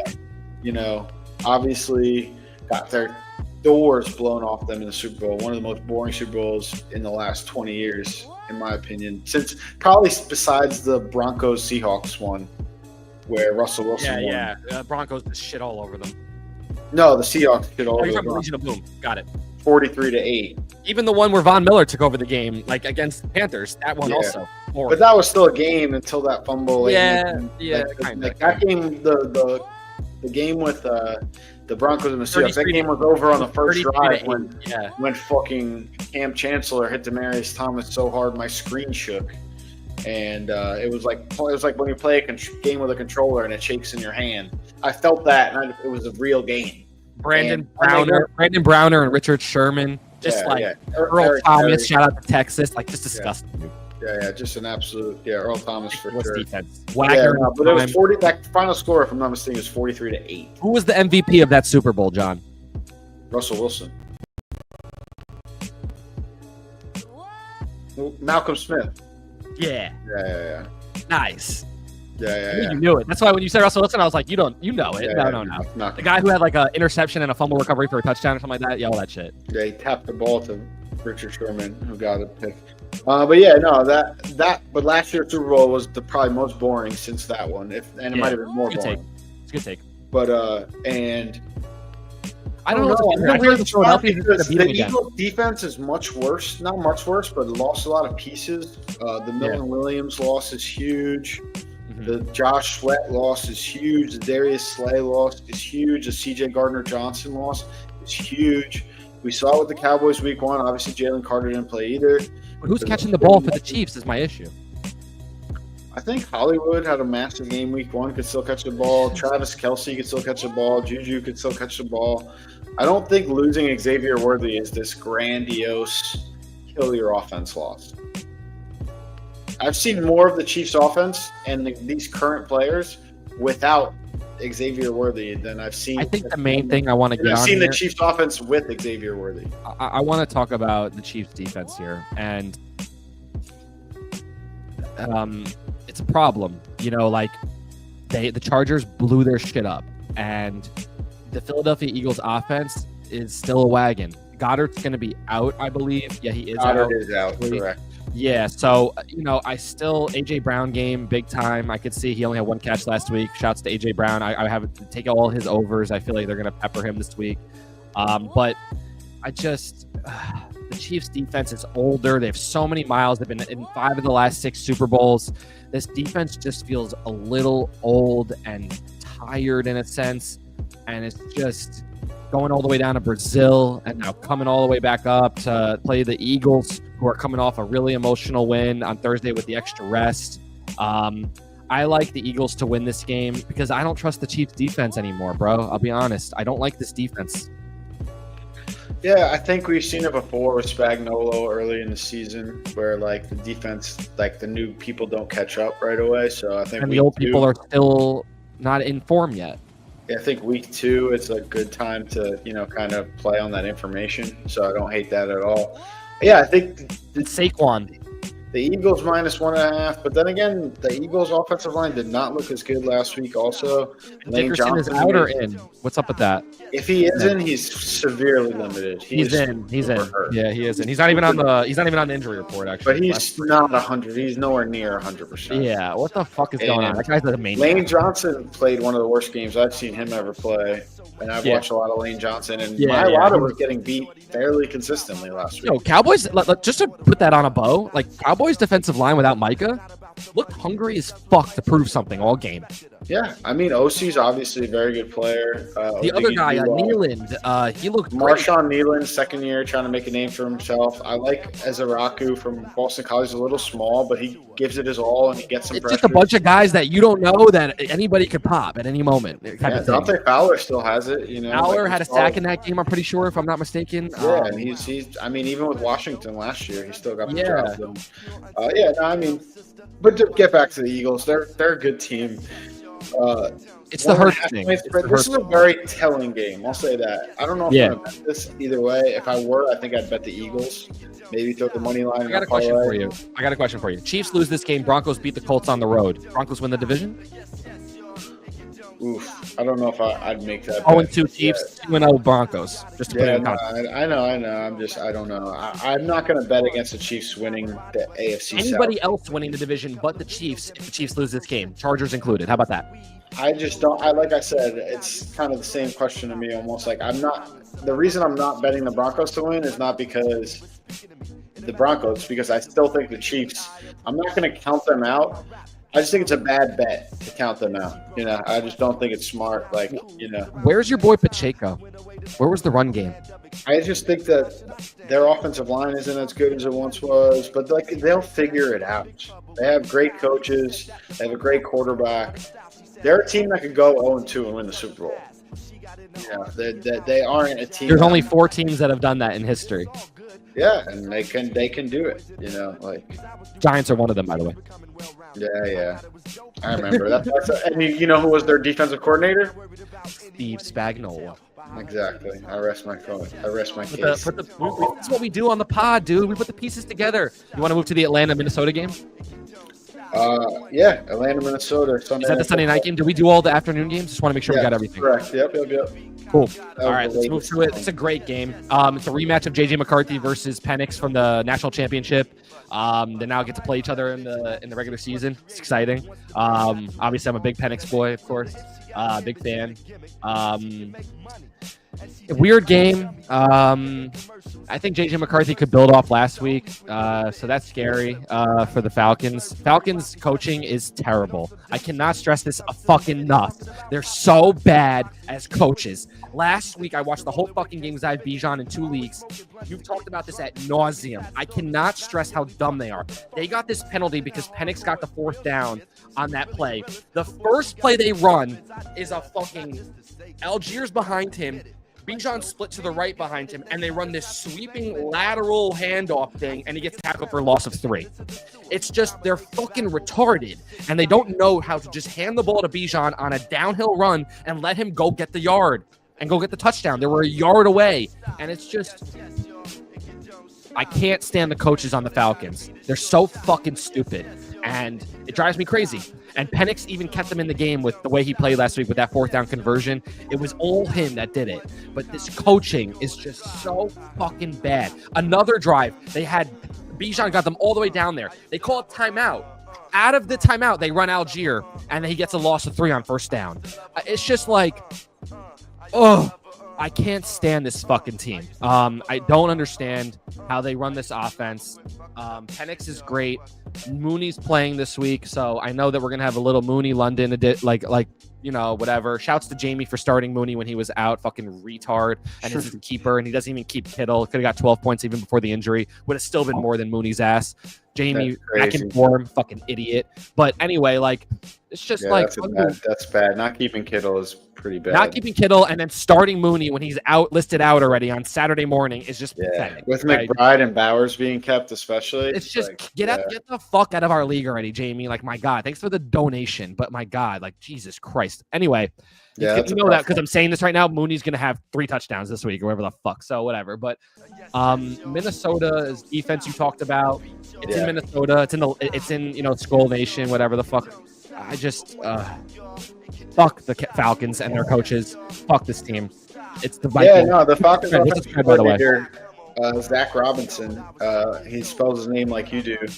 I remember him at Oklahoma State was a quarterback. I remember him being that's how old we are now. I remember Zach Robinson playing quarterback for Oklahoma State. The Falcons are going to Falcon. They are. Yeah. That's who they are. That's the name of our episode. The Falcons are going to Falcon. They're the Chargers of the NFC. I know the Chargers may have turned with Harbaugh. But Staley world, it's the same thing. Super talented, but badly coached. It's kind of they're just going to find the ways to lose games that they should win. Maybe find games to win games they should lose. That's how they are. God, I'm sending you a text right now. Look at this. Look at the website. Again, NFL.com. Look at this pathetic shit that they put on their website. Just sending it to you. Look what they do. They don't even spell universal out all the way. NBC Universal. They spelled it NBC Universo. Yeah. No, that's It's a pathetic website. Yeah. No, I mean, yeah, they probably are trying to use a bunch of AI, and that's probably what's happening. Because I see, like, even good call. AI, great call. It wrong shit, Harrison Smith is questionable with an illness. Probably will suit up. Andrew Van Ginkel is officially out.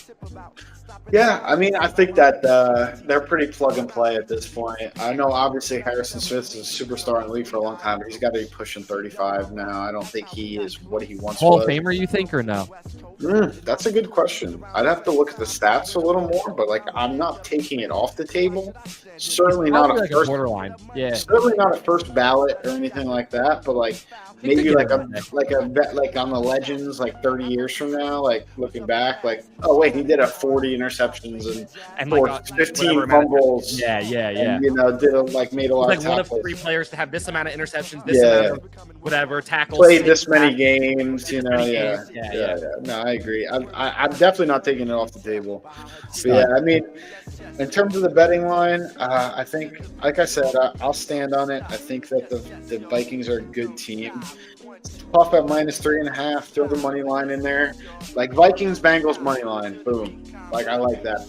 Probably plus 145 or something like that. Maybe and Patriots.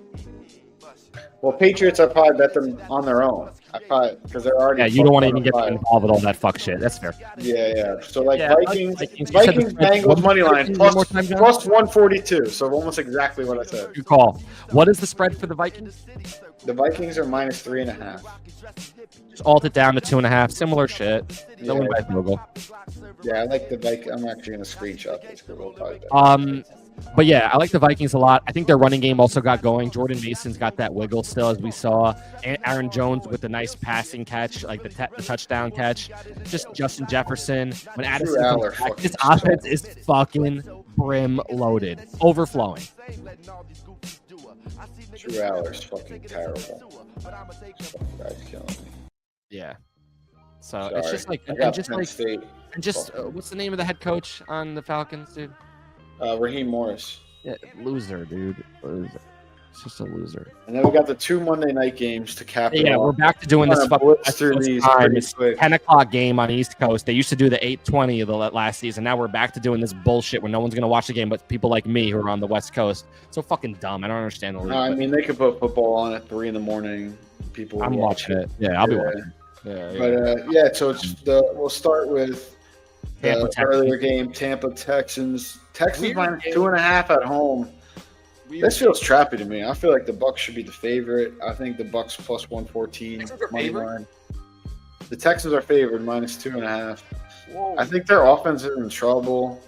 The Bucs defense isn't great, but they're not terrible. Can't run the ball. Over under 42.5. Chubb was like 16 rushes for 60 yards. His average per carry, I think, on the team, I think the total average per carry on the team was like 3.8, 3.7. Can't really run the ball well. Yeah. Play action's not really there. And they lost their favorite tight end, Kate Stover. So it's going to be a lot of Schultz, I hope, because I'm starting him on in our 14 team. I slotted him in. It seems to me like you like to kind of move the line to a team that's a favorite to move the points down a little bit. This is a team where it's like, okay, the Bucs are plus 2.5. Move that to plus 4 money line, and get some juice. Yeah, either get some juice or move that spread to plus 4.5 and throw it in a parlay and feel really good about it. Yeah, I like that. Ibuka calling his shot last week. I done told everyone. I told Casey that Ibuka is going to be the man. Maine wanted to bet me against Worthy. I done told all y'all that Ibuka is disgusting, and this guy is just a natural route runner, and he gets it. He just gets it. And he asked for the ball at the end of the game to go game the game. And Mike Evans said it at his locker. The quote was crazy. That was a good little interview. Your first NFL game? Are you fucking crazy? And the bro then goes and does it. And Baker's disgusting, by the way. He slings that pill. Bucky Irvin with the receiving touchdown. We love Baker on this pod. We love Baker. Yeah. And we'll see, the Liam Cohen effect. And I do think the Texans' defense is good. D'Amico Ryan's obviously a genius defensive coach. But for sure, I think the Bucs getting 2.5 here, or just the money line, or moving the line. I don't know. The Texans couldn't do anything against the Rams defense. The Bucs defense is maybe not as good, but their offense is better. So that would be my only question mark: is if the Texans can get some running game going. Stroud will get going a little bit, maybe. I think there's no injury designation from what I see here. Let me see if there's any injury designations here. I don't see anything on injury-wise for this either team here. So that means that we're gonna maybe see some Christian Kirk. We'll see some Nico Collins, maybe a Jaden Higgins showing event like the rookie. They do have some weapons on the Texans, so if they can get the running game going and get Stroud into some play action, it'll give that offensive line a little bit of a break. But Tampa, if they even get any kind of pass rush here, it could get scary quick. All right, talk about Chargers Raiders for a second. I got to pee, honestly. I'm sorry. No, do your thing. Yeah, this is a trappy game, actually. When John gets back, he'll give you guys the spread, so I'll just give you guys the tail of the tape in terms of both teams.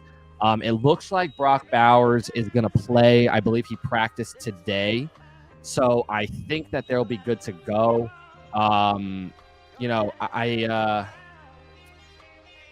It's a weird game. It's in the Raiders' house, so that, but historically, Herbert has played well against the Raiders.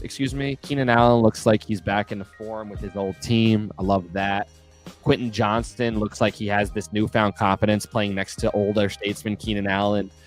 Omarion Hampton hasn't found it yet, but he's still a talented guy. It could be a game where he gets going. It's a tale of the rookie running backs, Omarion Hampton versus Genty. So I like that matchup, which is kind of cool. Pete Carroll finding ways to win once again, which is very cool to see.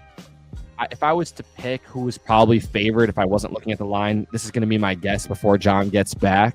My guess will be that the Chargers are favored -3.5. If I was guessing, because I'm not looking at anything right now. So if I was to think that the Chargers are favored, home dog again, it's just a little scary.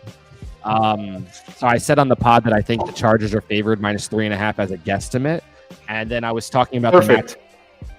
That's it, right? Yeah, -3.5, exactly. Oh, let's go, Row 26ers. I'm on it, baby.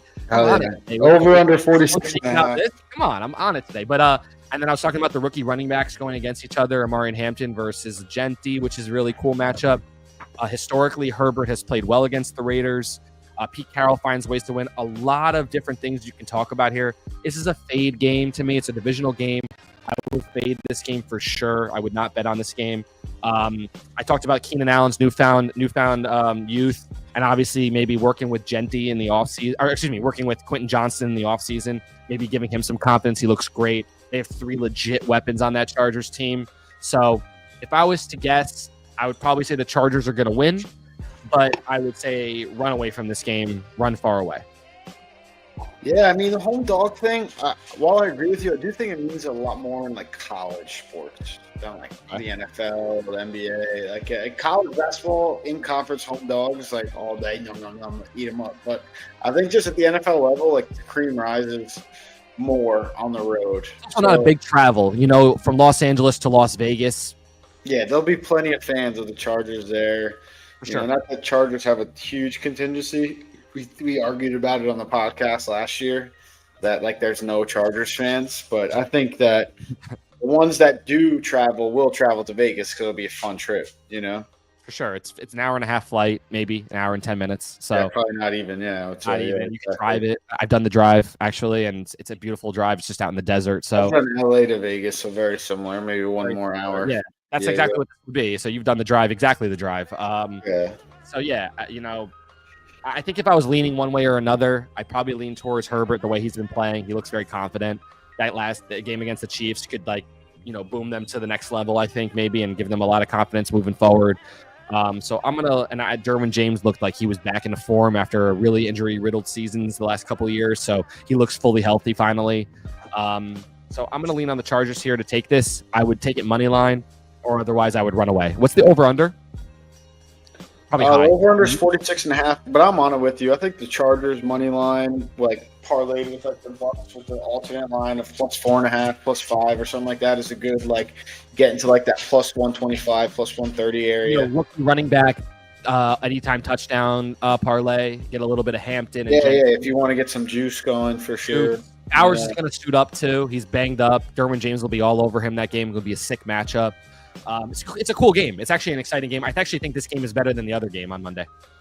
Oh, me too. Yeah. The Bucks and Texans will be fun too, but I'm not jumping out of my seat to watch it. To be fair, like I said, I'm watching every single game either way. But yeah, you hear the music. We went through the whole games. We picked some picks for you. Fade us, ride us. But what we really want you to do is lock in for the row 26 Hotz corner. Let me get my notes. I got my coffee from this morning. I'm still finishing it up. So still sitting in the cafe. You hear the music. You know the vibes. All right. What is the most fraudulent asterisk championship of all time? Wow. Cool question. I like this.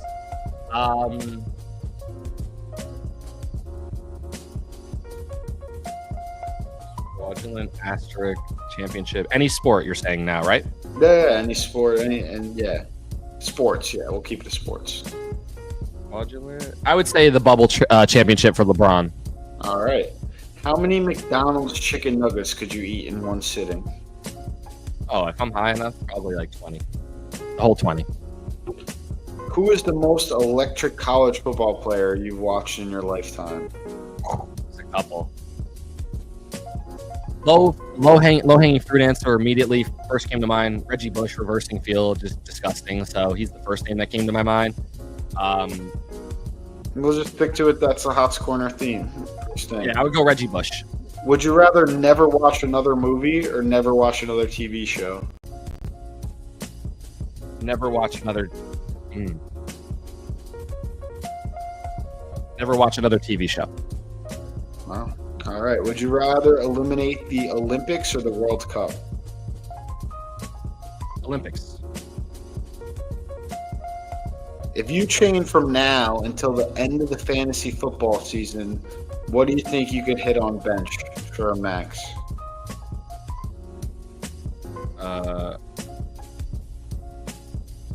200. Roger Clemens or Pedro Martinez?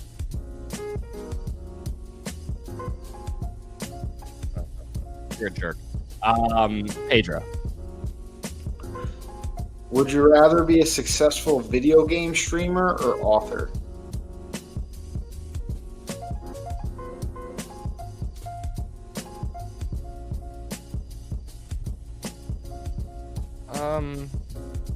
I think author.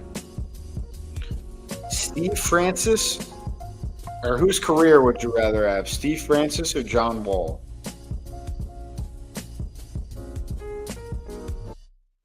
Are we talking college too, or no? Sure. When you say career. Sure. Kentucky's cool, John Wall. I think I'm actually still going. I'll still go franchise. All right. And what is a better holiday, Thanksgiving or 4th of July? At Thanksgiving. Hey, there you go. All right. And then for the quiz, this is an easy one, but it's like you should get all of them, maybe. I hate these types of quizzes, so I'm excited. Okay, let's see. All right. NFL head coaches. Cowboys. Brian Schottenheimer. Giants. Brian Dable. Eagles. Pussy Boy. Sirianni. Commanders. Dan Quinn. 49ers. Kyle Shanahan. Rams. Mr. McVay. Cardinals. Gannon. First name. John? Jonathan. I'll give you a close Jonathan? name. Yeah. Seahawks. Mike McDonald. Yep. Falcons. Raheem Morris. Bucks. Todd Bowles. Saints. Kellen Moore. Panthers. Canales. You don't know his first name, do you? Give me a second. I think I do, but You said Canales earlier, so I was like, oh, he's going to know that one. Yeah. Canales. He wrote a book about cheating on his wife. Yeah, I know. I know who this piece of shit is. Handsome guy. Yeah, very handsome guy. Dave? Yes, Dave Canales. Good job. Good call. I had to go into the Packers.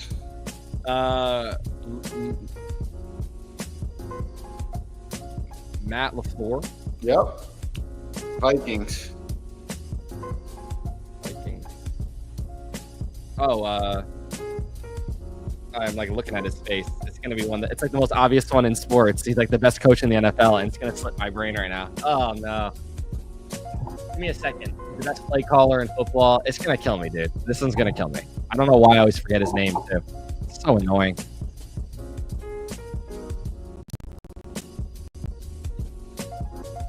I'm looking at his face. It's just so annoying. You want to pass for now? Come back to it.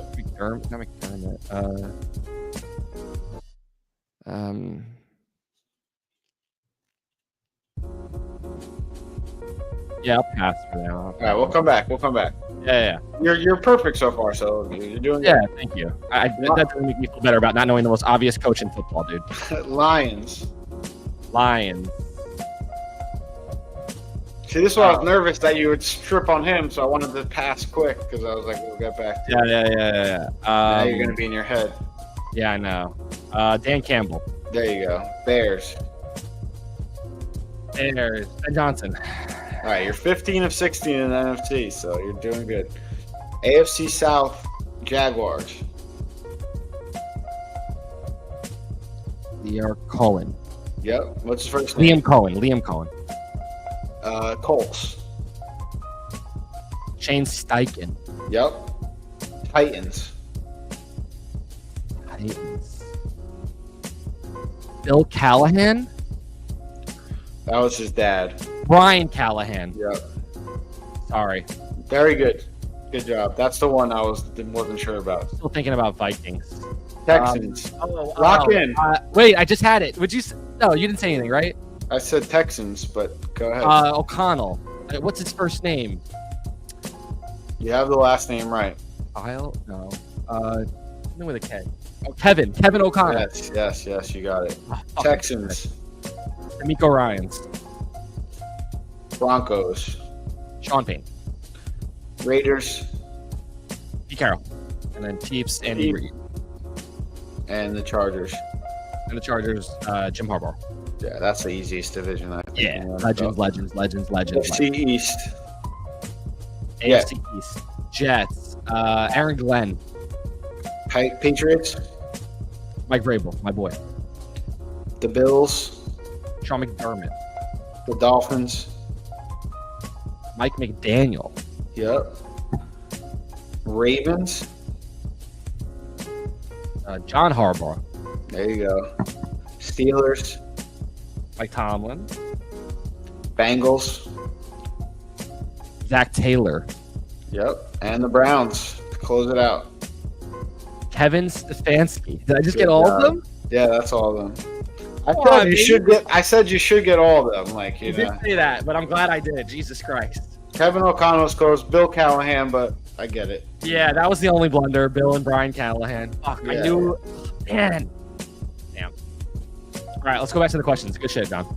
Yeah. I figured that was like a fun one, you know. Yeah, I'm gonna do maybe one similar next week where you have to like whatever. We'll see what I position. Nah, don't do it with like baseball managers. No. It would be like maybe like running backs on every starting running back on every team type of thing or whatever. All right.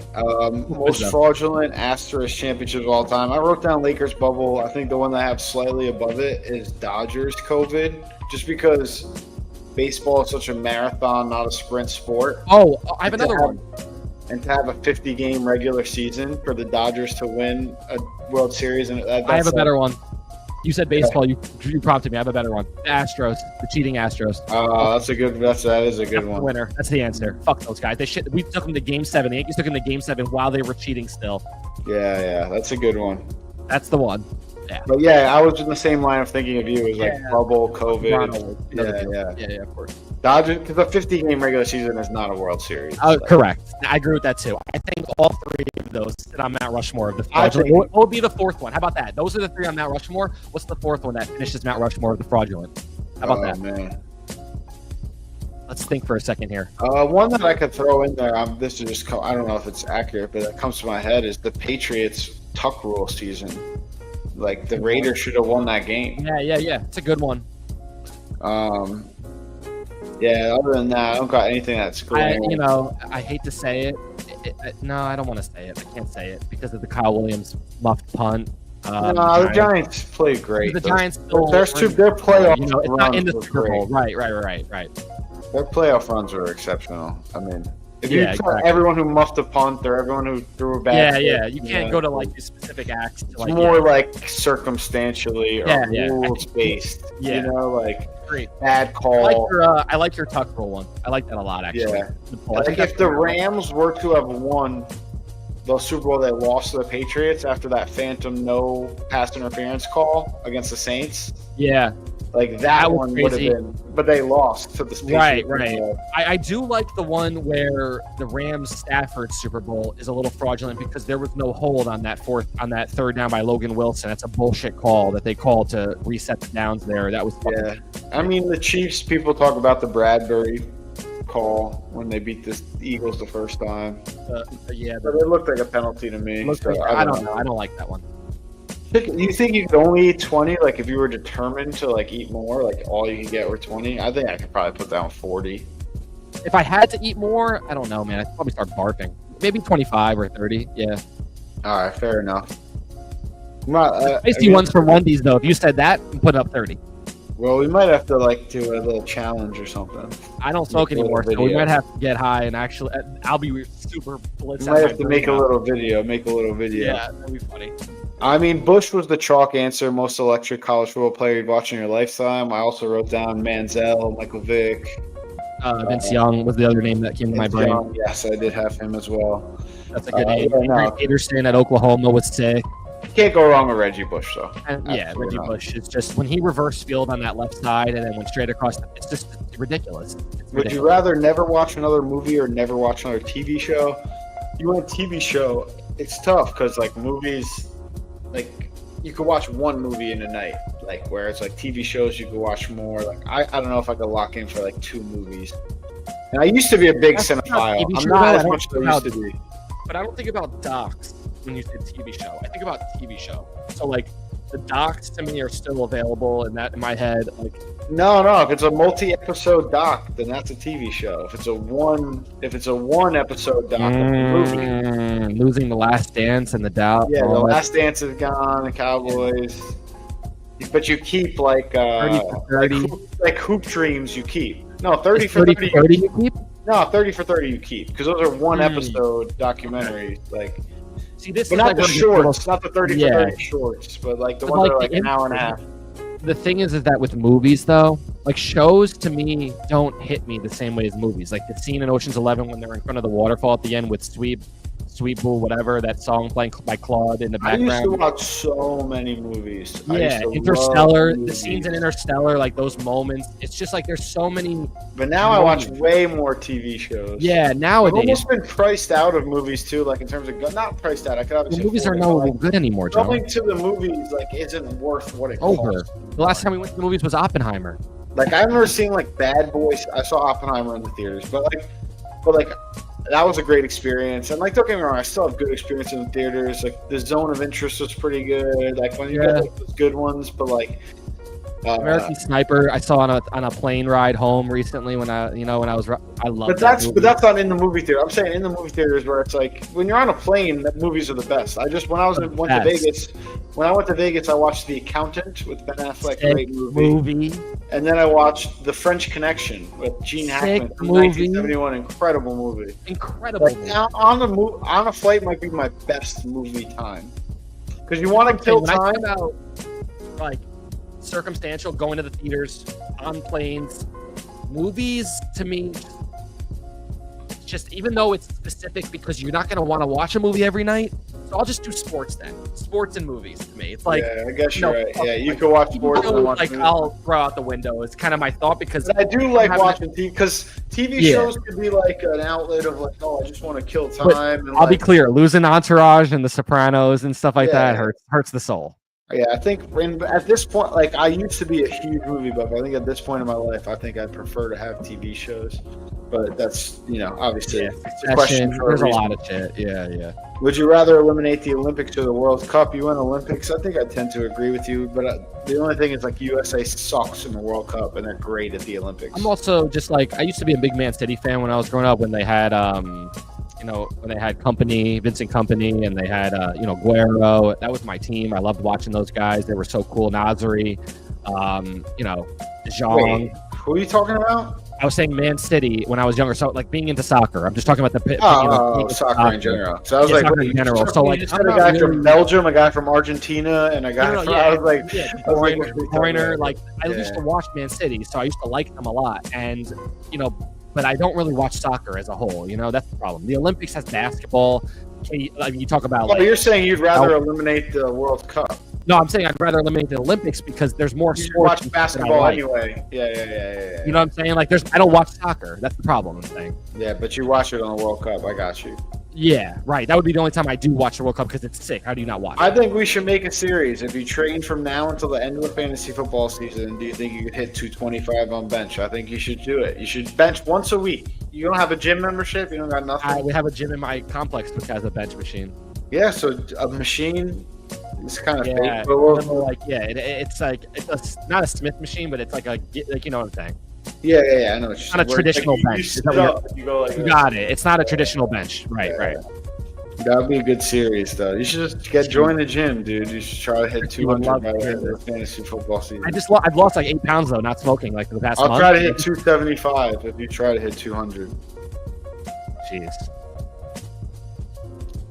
I did 250. 260 is the most I've ever done. I won't be able to move. My arms will be like this, dude. I won't be able to move. I have to gain weight though to probably get 275, but I could. I have faith in you. I have like 185. You could get there if you really wanted it, and it was your life's work, and you were challenging yourself and taking whey protein every day. Like you could do it. Yeah, I'd have to put on like probably 15 pounds, but I could. I mean, I got 260, so that's fucking good. Yeah, but if you get to 200, I'll get to 275. We can make a series out of it. Don't hold your breath. Roger Clemens or Pedro? You said Pedro. Yeah, they're peak. Yeah, like Pedro. Roger could just blow it by you, a little more intimidating. Pedro got the circle change. Yeah, he's a little more of an artist. Yeah, more of a pitcher. Pitcher's pitcher. Yeah. Would you rather? Clemens had great years though, but also a steroid guy. Clemens. Yeah, he's an HGH guy. So that's also Pedro's like Pedro is one of the best pitchers of all time in my head. Yeah, he's like I said, he's an artist. Like you said, the change up, the slider, and still could hit like 97 on the gun. For sure. I appreciate Pedro for coming in for the Phillies and blowing the game for us. Appreciate that. Would you rather be a successful video game streamer or author? This is a tough one because writing is tough. Like I like to write. I have many projects in the works. But you're giving me the success, which means I have the talent. That's true. Like the success is the hay is in the barn. Successful. I also tell you where my head went with this too. Author could lead to movie. I also thought about author could lead to speaking in panels and just talking and things like that. Video games. I just think streaming on the day-to-day, like playing video games, is more kind fun. of like it's just like you're almost like enslaved to your fans and your following, and the idea of playing video games that isn't for fun anymore. It would ruin the fun for me. Well, writing isn't for fun anymore either. Like That's okay. I don't write enough to care about that. But you're gonna have to write enough to like in this circumstance, correct. But I would have the talent though, so it would speak volumes. But which one would be a better job, writing all day or playing video games all day? The better job is definitely playing video games all day. Yeah, that's where I'm at. But I was like, I'd rather be an author because also I don't want the notoriety. I don't want people seeing me on the street. Yeah, like J.K. Rowling is a billionaire and no one knows her. Yeah. I couldn't pick J.K. Rowling out of a lineup. No chance. George R.R. Martin or any of these people. Like, don't get me wrong. There's plenty of streamers who I'm sure are very successful that I have no idea who the fuck they are either. But there are people who do. Yeah. And they're like younger too, which are probably everyone knows Harry Potter, bro. No one knows what J.K. Rowling looks like. Yeah, and everyone knows like I Show Speed and fucking Kai Cenat. Yeah, exactly. Steve Francis or John Wall. I love this because like John Wall flamed out quick. He added the college. I'm like Steve Francis at Maryland played a little longer. At their peak, John Wall was the better player. Probably more traditional. Yeah, I mean John Wall was the #1 overall pick. Like So, but Francis had this other side to his game. Like he even was in the slam dunk competition. I remember with Vince and T-Mac, such a famous dunk competition. Like, and he brought that ball all the way back down to his ankles on that bad pass that he even admitted was a bad pass that he turned into a sick dunk. Like, Francis was so athletic too. Played for the Knicks also, so I have a special sore spot for the Francis because he was a Knick. I would go Steve Francis just for, being a 90s, 2000s more NBA fan in my heart a little bit more.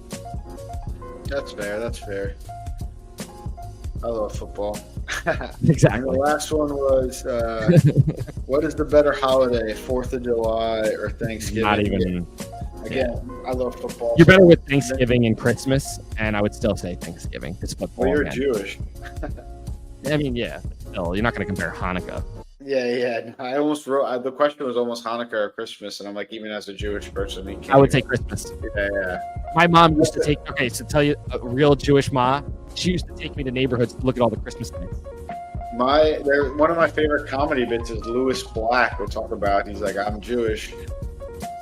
He's like, Hanukkah and Christmas. He's like, Hanukkah sucks. Christmas is awesome.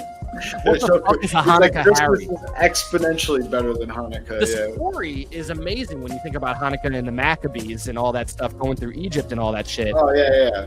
And the fake story about Christmas and being Jesus's whatever death or birthday, whatever the fuck. I mean, they're both just as fake. You can't be like, oh, this. Yeah, they're all both religiously bound, but the one with the Maccabees is has a little bit more gravitas. But the holiday itself, from a celebration, different excitement, the songs, more realistic than a virgin giving birth.